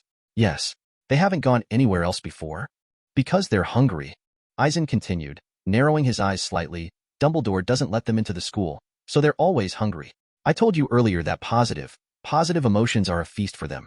The huge crowds around the Quidditch field, the enthusiasm, the high spirits, were too much of a draw for Dementors. Then Azkaban must be very scary. Harry swallowed as if thinking of something. That's right. If a wizard stays with a Dementor for a long time, he will be completely incapacitated. Eisen looked very calm. Could it be that only after turning into animagus like Sirius Black can he not be affected by the Dementors? Ron showed a tangled look on his face. Of course not. Don't forget that Professor Dumbledore repelled the Dementor. Hermione glanced at Ron and Harry, and then her eyes lit up. Also on the train, do you remember? Professor Lupin also made the Dementor the monster retreated. Professor Eisen, do you know that method? Can you teach us?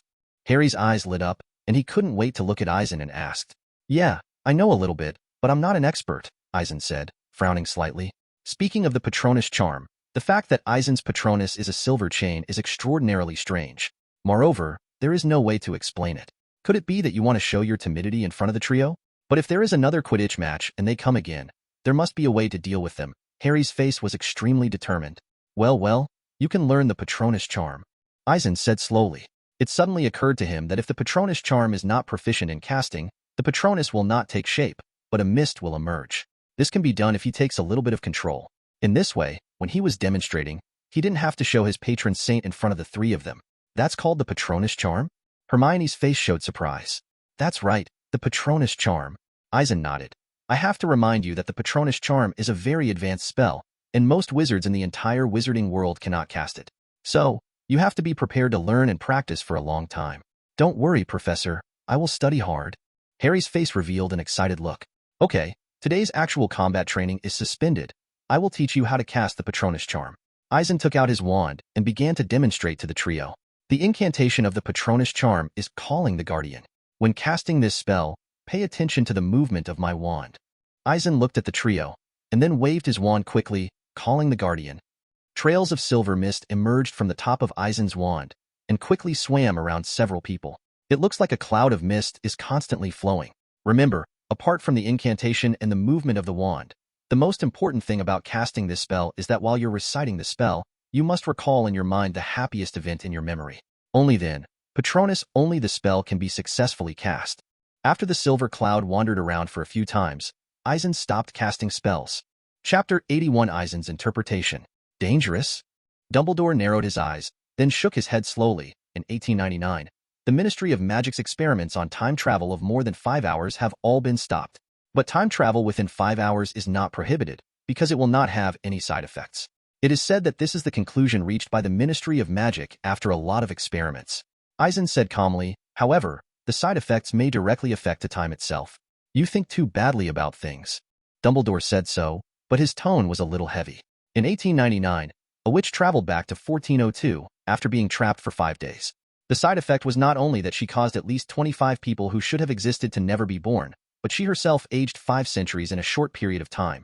It also caused the day when she returned to modern times to be extended by 2.5 days, and was shortened to 4 hours on Thursday. Later, the results of the Ministry of Magic's research showed that if no harm was done to the traveler himself in time, the longest time travel should be controlled within 5 hours. Indeed, if time travel is controlled within 5 hours, it will not cause harm to the traveler himself or time. At least that's what the research shows.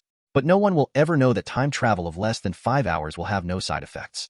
Perhaps the traveler himself will not suffer any side effects, but maybe such side effects exist. But it is time itself that takes the place of the traveler himself. Eisen organized his language and spoke out his guess slowly. You mean, the side effects of time travel itself have always existed. It's just that the side effects of time travel within 5 hours are borne by time itself. But this level of side effects is not enough to bring time itself. Seriously hurt? Dumbledore frowned, seeming to understand what Eisen meant. That's right, just like that unlucky witch, because she was trapped in the past 5 days. After returning to modern times, the time of a certain day was extended and the time of a certain day was greatly shortened. But the side effects of time travel within 5 hours may not be so serious, but it may continue to accumulate and then reflect on time itself, which may distort people's perception of the past and history, Eisen said to the point nod. As people think, the first Quidditch World Cup started in 1473, and this year's Quidditch World Cup is the 422nd. Dumbledore looked at Eisen with a complicated expression. That's right, you didn't think that it was some wizard who cast magic to obliterate people's cognition. Then, if time itself distorts people's cognition, I think it should be difficult to find out. Eisen's expression was exceptional calm. His face was calm, but thoughts were flying in his mind. He remembered the first experiment where he went back in time for more than 5 days. After he returned to the present world, time backfired on him. At the time, Eisen thought it was a normal thing. But thinking about it now, I found some problems. He should have been to 1900 and stayed in that era for more than 5 days. But since he went in 1900, it means that he actually traveled through time and space and went to another parallel time and space. Then, here comes the question. Will staying in parallel time and space for a period of time bring backlash in time after returning to the present world? After thinking for a long time, Eisen could only think so. However, after thinking about it more carefully, Eisen found that it is a good thing to bear the backlash of time. Because of the time damage caused by time travel, there has to be a feedback. When it is not fed back to the traveler, it will be fed back to the whole world. Feedback to the whole world will inevitably bring harm to the world. This is true whether it is the sudden lengthening or shortening of a certain day, or distorting the world's perception of history, etc. And if Eisen himself can withstand the backlash from time, it means that the backlash of time will only be fed back to him alone and will not affect the entire world. This means that Eisen's own time travel back to the past can be done arbitrarily. Of course, even if that was the case, he would not go to the past after 1972 to make troubles unscrupulously. After all, Eisen has his own merits. So, Professor Eisen, what do you think about the Quidditch World Cup issue? Dumbledore reached out and clicked on the Daily Prophet. No, I don't have the ability to solve the Quidditch World Cup. It is impossible for me to cast a spell to change the perception of all wizards and tell them that this year's Quidditch World Cup is actually not the 422nd, but the 130th. Eisen hastily waved his hand. Although Eisen has always believed that the magical power of this world is the power of idealism, the power that can make one's wishes come true, but to really make one's wishes come true and directly change the cognition of all wizards is still impossible. If Eisen really did these things with a single thought, then he is not a wizard but a god. Of course, it is not certain whether there is a god Eisen in this world, although the legend of a god of death has been circulating in the wizarding world. But Eisen's goal or hope is to become a godlike figure. What do you think about spreading the word about this? Dumbledore was silent for a moment, then said softly, "Tell other wizards about the Quidditch World Cup?" Eisen froze for a moment. "Do you think it's appropriate?" Dumbledore nodded.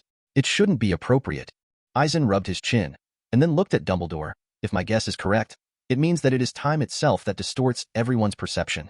If you tell other wizards, those who know if there are too many, will it cause other unknown consequences?" "You're right." Dumbledore made a thoughtful expression. "Professor Dumbledore, I think you need to talk to Cornelius Fudge." Eisen put down his hand and made a suggestion.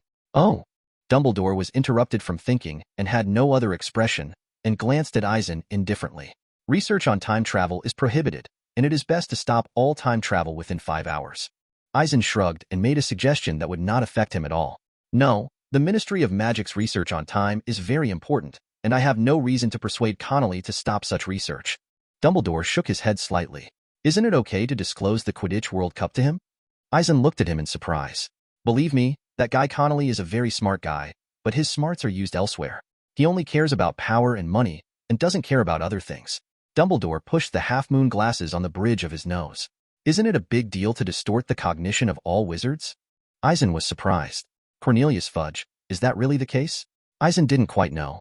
However, judging from the fact that Cornelius Fudge has been refusing to admit Voldemort's return in the original book, it is no problem to say that he has the strongest ostrich mentality. In this way, if Dumbledore mentioned the Quidditch World Cup to Cornelius Fudge, he would probably turn a blind eye to these issues. No one got hurt by it, Connolly wouldn't care about it, or he wouldn't care about it. Dumbledore nodded. "Then there's no other way." Eisen spread his hands in an innocent look. "Maybe we don't have to do anything." Seeing Eisen's gesture, Dumbledore said slowly after a moment of silence. Eisen didn't say anything, just meditating quietly. Previously, he thought he had discovered the shocking truth about the Quidditch World Cup, so he couldn't wait to reveal it to Dumbledore. But after some conversations, Eisen calmed down and realized that there is currently no solution to this problem. So after thinking about it, things are like Dumbledore said. What can they do except do nothing? If Eisen has the strength, I don't mind sorting out the long river of time and the long river of history directly. But the problem is, he doesn't have that strength. Chapter 82 Self-Healing Ability. "Okay, I got it." A moment later, Eisen stood up and was about to leave. "Go ahead, Principal." "Hagrid's Buckbeak okay?" Dumbledore nodded with a smile and asked suddenly. "You know I did it. Did you see me?" Eisen, who was about to fold the Daily Prophet, froze for a moment, showing a look of confusion. You know, at that time, Eisen put a powerful version of the disillusionment charm on himself. With his level of magic power, Dumbledore should not be able to find out if he cast this spell. "No, I didn't see you. Your level of magic is indeed amazing." Dumbledore shook his head, however. "Don't forget that I, an old guy, also helped a lot with the phantom invisibility you created busy." "I know you can." Can't it be Professor McGonagall or Professor Flitwick? Eisen couldn't help but roll his eyes.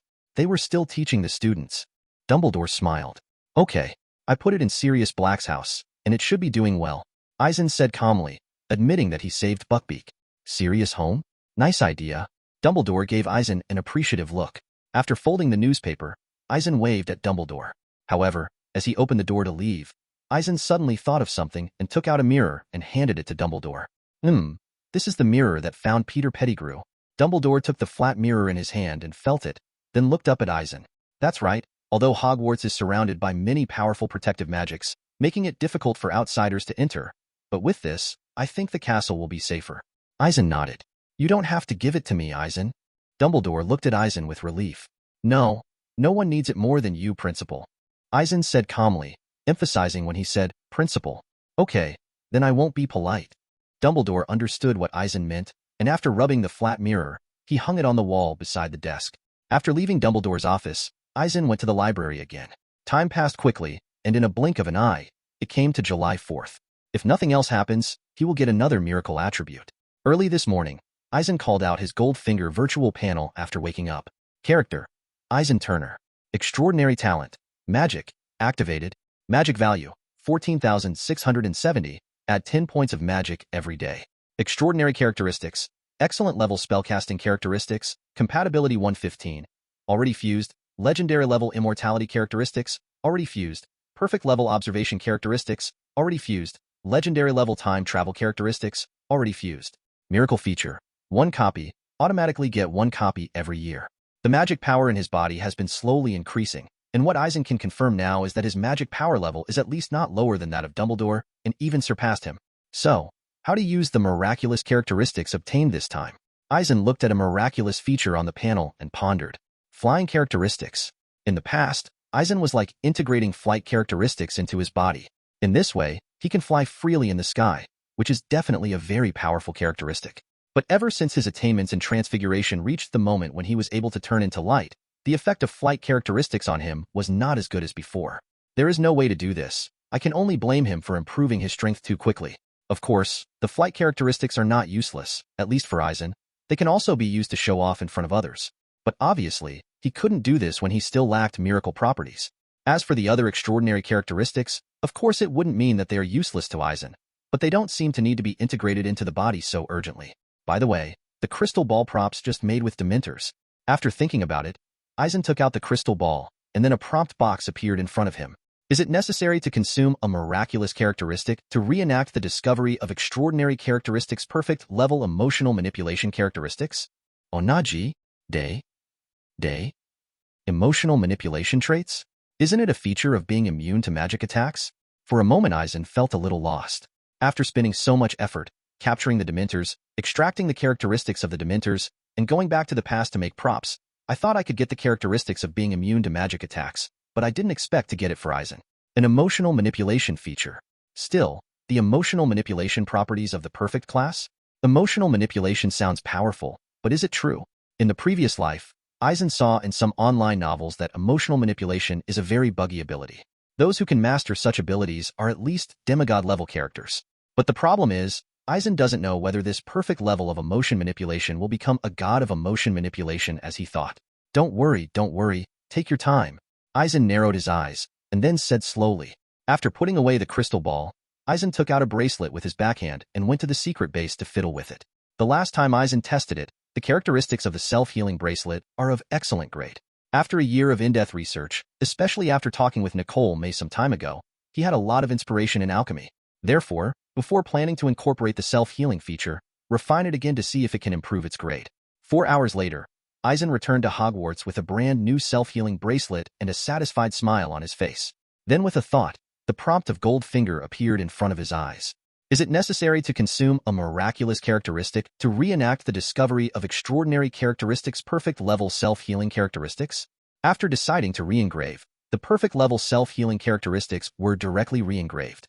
After the engraving, Eisen didn't hesitate, and directly integrated this extraordinary characteristic.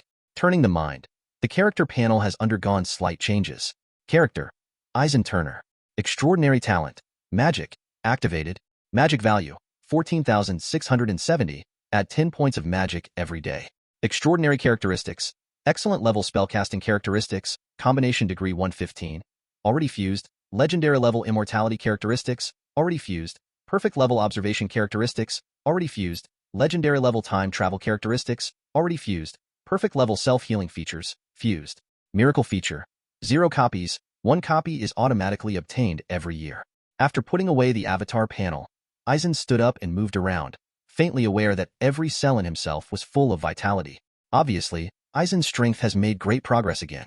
Squinting his eyes slightly, Eisen stretched out his finger to touch the arm of the other hand. A fiery fire surged out, then shrank and turned into a sword blade, which struck his wrist. Perhaps it was because Eisen's body was solidified with many magical effects and turned into a body of steel.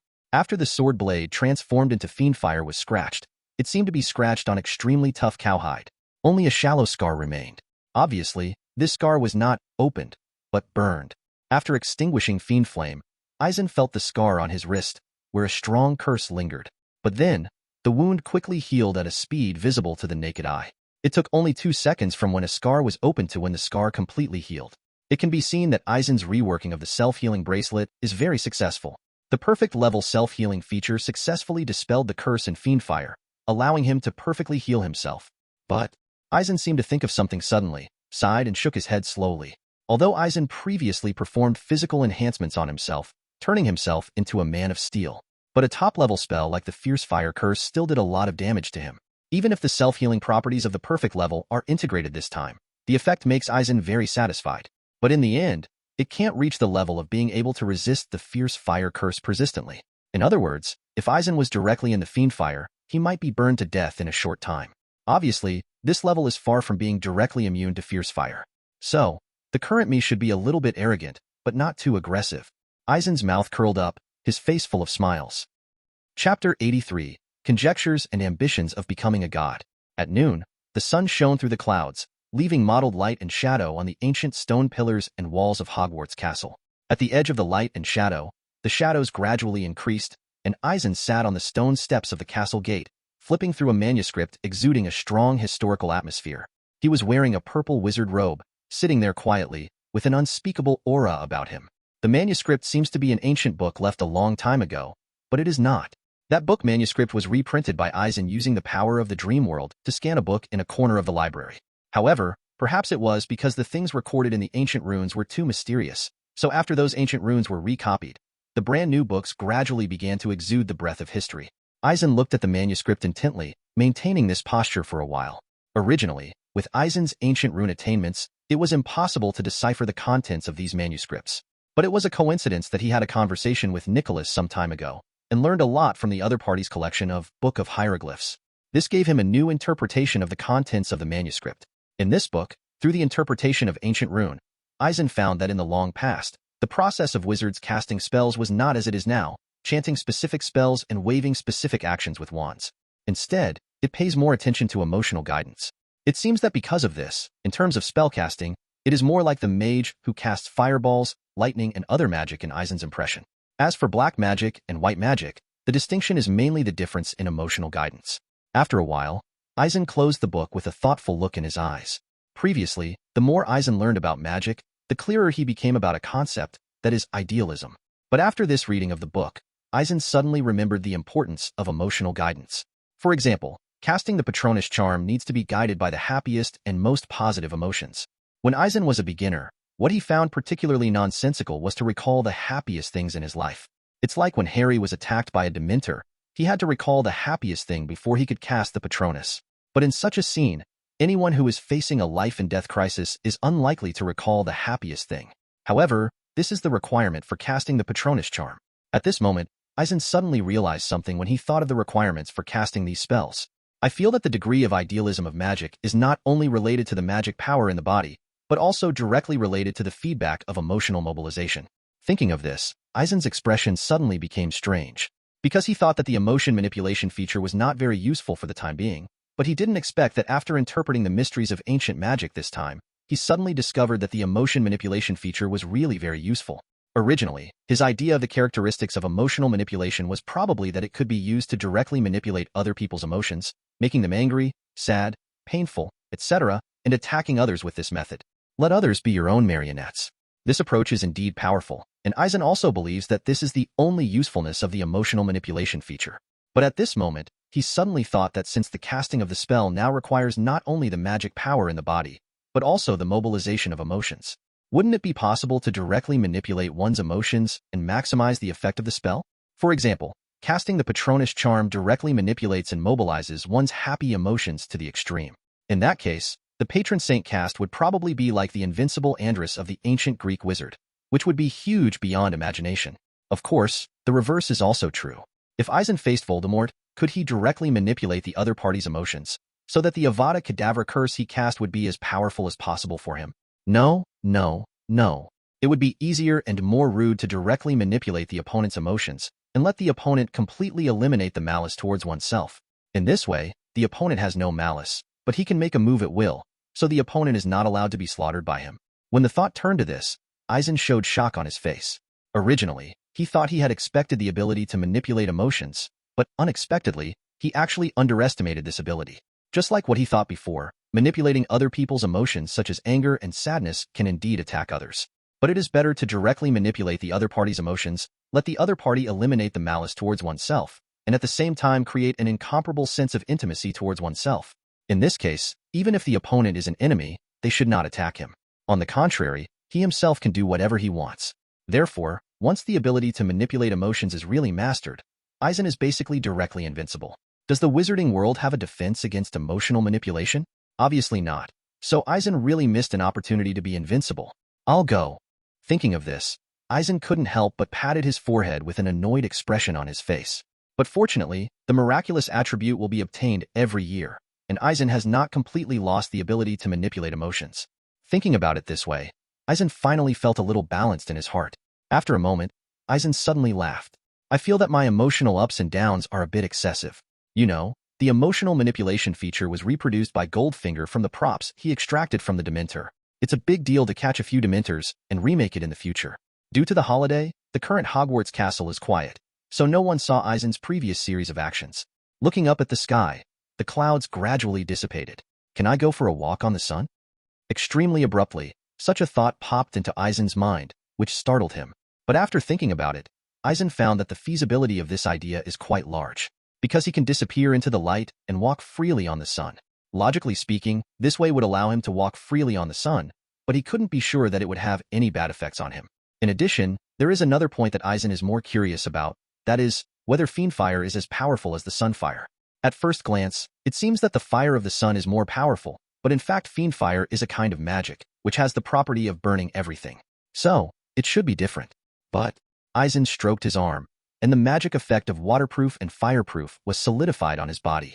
In this way, he should be able to walk directly on the sun without any accidents. After thinking for a long time, Eisen shook his head and restrained his divergent thoughts.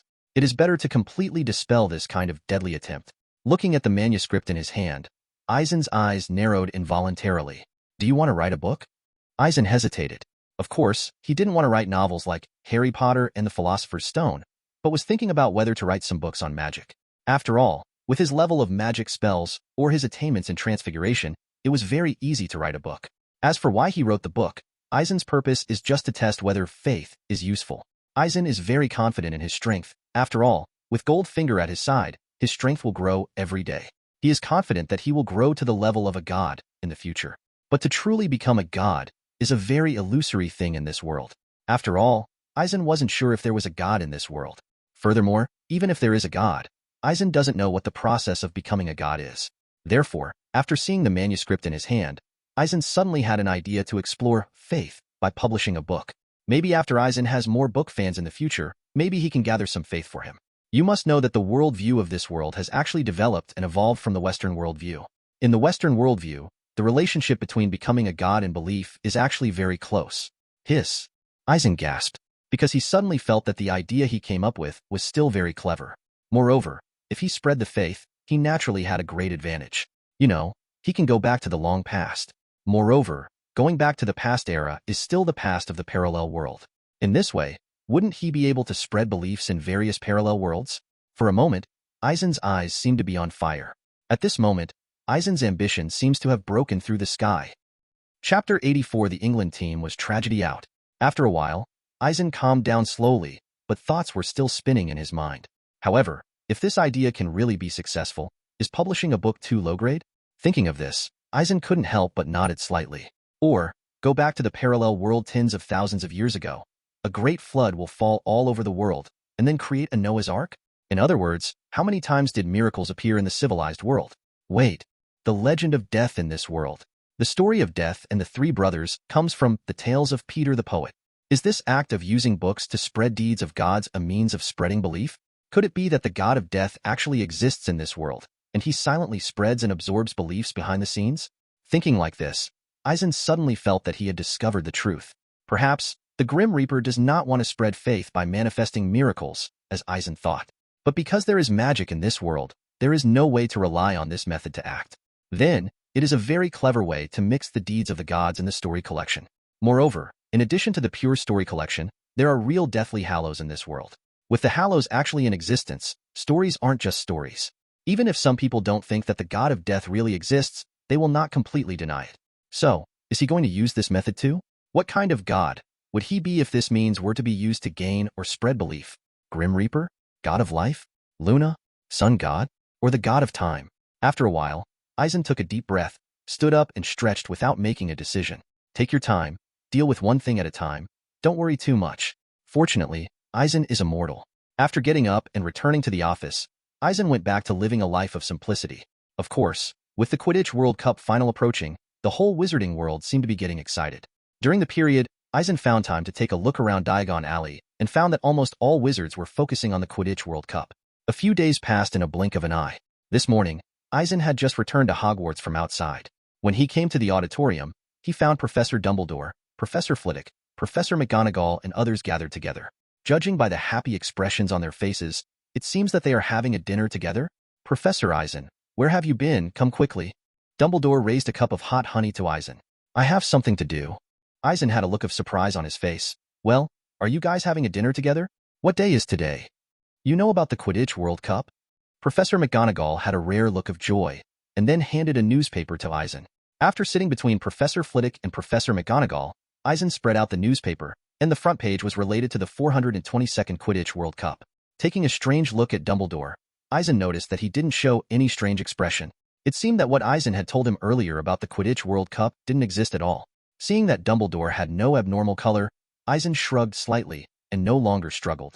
Focusing on the newspaper, I saw the headline on the front page read, "The opening match is about to begin." Mr. Ludo Bagman, director of the sports department of the Ministry of Magic, reminds everyone that the opening match of the upcoming 422nd Quidditch World Cup will be played by the England team against the Transylvania team. We wish the England team will achieve satisfactory results in this Quidditch World Cup. Let us encourage and cheer for the England team. Will England play against Transylvania? After putting down the newspaper, Eisen looked around for a week and found that Professor McGonagall, Professor Flitwick, and others were all showing happy expressions. That's right, the opening match of the Quidditch World Cup. Are you going to watch it live? I have extra tickets. Dumbledore put some dessert in his mouth and smiled at Eisen. Will you all go to watch the game? Eisen glanced at the crowd with a curious look on his face. That's right, all of us are going to give those young lads. Well, come on, that's the way to say it. Dumbledore said with a smile and nodded. No, Headmaster, you can't go there. It's going to be dark and chaotic. Trelawney, who had been quiet until now, was startled. Sybil, Professor McGonagall frowned and looked at Professor Trelawney. With Albus here, the darkness can't cover it. Professor Dumbledore and Professor Flitwick laughed. Obviously, neither of them took Professor Trelawney's prophecy to heart. They then set their eyes on Eisen, seemingly waiting for his answer. However, Eisen wondered whether to join in the fun. If he remembered correctly, there seemed to be some trouble in this year's Quidditch World Cup finals. It should be a group of extremely boring Death Eaters who chose to humiliate a Muggle family in public after the game. There was also an exceptionally loyal Death Eater, who seemed to be Barty Crouch Jr., and even released the dark mark directly over the Quidditch pitch, scaring away the group of idle Death Eaters. This incident also caused a huge panic. In a panic, Harry, the savior watching the Quidditch World Cup, is unlucky enough to be mistaken for Voldemort's servant. However, it was just a farce in the end, so neither Harry nor anyone else was hurt in the end. Of course, this is what happened at the Quidditch World Cup final. As for the opening game, Eisen thinks it should be more boring. After all, the final is between Ireland and Bulgaria, not England. Therefore, it can be inferred that in the opening game, the England team will basically not win. In this way, If Eisen joins in the fun and goes to watch with the school professors, he may see an extremely embarrassing game. Well, I may have something else to do, so I can't go to watch the game, Eisen said after pondering for a moment, then picked up the cup, which was automatically filled with water. Well, it's such a shame. Dumbledore shook his head, but said nothing else to blame. The topic will stop here for the time being, and everyone is very satisfied with the dinner party. After the meal, because they were busy watching the opening match of the Quidditch World Cup, all the professors left in a hurry. As for Eisen himself, he came to the library again and started his daily book moving. On the side of the library, the rising sun shines through the window on a corner of the bookshelf. I didn't turn on the god's perspective, but looked from a distance, and the densely packed rows of bookshelves stretched far away, which made Eisen feel a little sad. During this period of time, Eisen came to the library to flip through books when he had time, and used them to fill the bookshelves of his dream world memory palace scene with books, but a long time passed, and the books only filled one corner. It has to be said that Hogwarts' collection of books is too rich. Only, Eisen originally thought that his dream world could be transformed once more, and then it should be able to reflect reality, and directly scan the entire library and reflect it in the dream world, instead of opening books one by one to scan. But unexpectedly, although Eisen spends a lot of time casting the Oniroi spell every day, the power accumulated in the dream world has never reached its peak. As for the comprehensive scanning with God's perspective of observing characteristics, Eisen's line of sight can indeed penetrate every book on the shelf, but penetrating is one thing, and viewing the contents of the books is another. So now Eisen has to scan by himself by flipping through. Early the next morning, Eisen ran into several professors one by one as he was walking through the corridors. But to his surprise, the faces of several professors were not so good-looking. At noon, after eating, Eisen got the answer from Professor Flitwick. A new Daily Prophet reported the news to the dismay of the professors. Shame. How did England get humiliated by Transylvania? The opening match of the Quidditch World Cup that started yesterday afternoon was played by the England team against the Transylvania team. This world-renowned duel attracted several professors, including Hogwarts headmaster Dumbledore, to watch. The England team took advantage of the hosts, and I thought it was a hearty victory. Dumbledore even personally blessed those young lads. As a result, the outcome of the game surprised everyone. The England team, which was expected to be high before the game, actually lost to the Transylvania team with an outrageous score of 10-390. And so England are the first team to draw out of the tournament. After hastily reading the contents of the newspaper, the corners of Eisen's mouth twitched. As soon as he thought of the solemn expressions on the faces of Dumbledore, Minerva McGonagall and others, Eisen understood what was going on. Chapter 85 Shameless Me. In fact, in Eisen's view, England's loss to Transylvania is not unacceptable. After all, anything can happen on the pitch.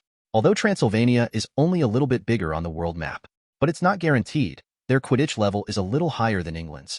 So England's loss to Transylvania was no big deal. At the very least, Eisen can find a good reason. For example, the England team, as the host, underestimated the enemy after knowing that they had the advantage of the right time and place. That being the case, why are Professors Dumbledore, McGonagall, and Flitwick looking so ugly? After pondering for a long time, Eisen focused on the scores of the two teams. 10 points and 390 points. Such a score seems really ugly. What an outrageous score. Such a thought could not help but pop up in Eisen's mind. Such a score means that the gap between England and Transylvania's offense and defense is astonishingly large. As the host England team, in the course of the game, at least wants to get the ball. But only 10 points means that England really only scored once. The rest of the time it was Transylvania who scored. Whatever the course of the opener, Eisen can almost run a simulation in his head. For example, at the beginning, the England team was full of enthusiasm and bravely blasted the quaffle into the opponent's goal, scoring 10 points. As a result, the Transylvania team played hard and scored the quaffle into the England team's goal time and time again. Then, the England team was directly defeated. When the score came to 240-10, the Transylvania team directly caught the golden snitch. In this way, the Transylvania team ended the game, and the score became the final result of 390-10. Eisen had a rough replay in his mind, only to find it unbelievable. Even if all the members of the Transylvania team are equipped with firebolts, and all the members of the England team are equipped with Comet 260, it will not be so. For some reason, Eisen suddenly felt that it was better to have the little wizards of Hogwarts playing than the England team. Even if he can't win, he's still pretty good at catching the snitch. Shaking his head, Eisen cleared his mind of thoughts, entered the dream world and began to practice the spell. One day at the end of July, after Eisen left Hogwarts, he came to his hometown, the small town of Altrincham. After putting away his wizard robes and changing back into his normal muggle attire, Eisen wandered the streets of the town. From time to time, some old men and women came forward to say hello to Eisen. They greeted Eisen in surprise, asking how he was doing in London. For these former acquaintances, Eisen talked with them very peacefully, but Eisen did not elaborate on his own life. It is only said that their family lives well in London and has made certain achievements in the film industry. But even so, they poured their congratulations to Eisen. To be honest, the residents of the town are pretty good. Even though the Eisens have moved away, the family is still small town for many. Across the street, at the westernmost end of the town, near the outskirts stands a magnificent 3-story villa. Reggie Aaron's family lives in this villa. As one of the few rich and unkind people in the town, Eisen, who had been living here before, was deeply impressed by their family. In addition to Reggie and his wife, their child Barry is also a school bully. Previously, when Eisen was still living in school, Barry wanted to bully Eisen, but as a powerful character with past life memories, Eisen could never remain indifferent. After all, Eisen has the bonus of past life memory, so after becoming a student master, the school gave him great convenience. This also made Barry, the school bully, dare not go too far, so Eisen easily dealt with it. Later, Eisen copied all the way. Well, after he got rich, Barry never dared to bully him again. Of course, Eisen never paid much attention to each other. Of course, if you ask Eisen if he has developed the mentality of 30 years in Hudong, 30 years in Hushi, don't bully the young and poor, and then bully him back, Eisen did have such thoughts. However, the living conditions of Barry and his family are not ordinary families. Even though Eisen has earned millions after graduating from college, it is still a little bit close to dealing with their family. Therefore, Eisen did not become arrogant, but quietly joined a film and television company, planning to start his own company in the future and become a media tycoon. After his wealth has grown to a certain level, he will settle accounts with Barry and his family. Not to mention ruining his family, let them know what feng shui turns. However, before Eisen started his career as a media tycoon, he suddenly activated Goldfinger, bringing his life to another inflection point. After becoming a wizard, Eisen has been staying at Hogwarts, adhering to the concept of not making trouble, and being a passerby professor steadily. Finally, Eisen's strength has grown completely. Right now, Eisen came here not because he thought he was strong enough to use magic to deal with Barry and his family. After all, since becoming a wizard, Eisen always felt a strange feeling when he recalled everything he had experienced. It was as if the person who bullied him suddenly became an ant to him, and this feeling made Eisen feel like he was in another world. What's the point of getting revenge? Can make yourself happy? Well, as far as Eisen is concerned, this little thing really doesn't make him happy. It's already a person from two worlds. Eisen couldn't help but sigh. After putting the illusion spell on himself, Eisen opened the perspective of God and saw Reggie and his wife in the villa, but Barry was not there. It seems that he must have gone out for something. Eisen came here this time mainly to use them as an experiment. Previously, Eisen speculated that he had traveled in time and returned to the past before 1972, actually going to a parallel world. This, he confirmed by changing the state of the object. But whether this is the case, Eisen needs to conduct another experiment targeting people or historical events. However, in order to be more cautious, Eisen put the experimental target on the characters. As for why Eisen didn't go back to the past before 1972 to interfere with a person's life trajectory, it is because the purpose of his current experiment is still to confirm whether his return to the past before 1972 is a parallel world. After all, changing objects is not the same thing as changing characters. If it is really a parallel world, then casually interfering and changing a person's life trajectory will have no effect on the real world where Eisen lives. This outcome was the best possible outcome for Eisen. But what if, going back to the past before 1972, casually interfering with and modifying a person's life trajectory does not recover like a change in the state of an object? Wouldn't the consequences be terrible for him? Therefore, it is the safest way for Eisen to pick a well-known figure and make changes to his past. So, after much deliberation, Eisen set his sights on the Reggie family. If Eisen intervened to change the life trajectory of their family before 1972, causing their family to be changed in the real world, it would be bad luck for their family. This should be Eisen's belated revenge. If nothing Eisen has done has changed their family in the real world, then Eisen can confirm that he went back to the parallel world before 1972. At that time, in order to thank the Reggies and his family for their contribution to his experiment, Eisen made up his mind to write it off with them. With 1,000 thoughts, Eisen suddenly felt a little shameless. Well, I am shameless, but I am actually very kind. After all, I didn't wantonly blow up and burn down Barry's villa like the Dark Wizard did, right? It's just a small experiment, an experiment with a 100% probability of success. What's there to worry about?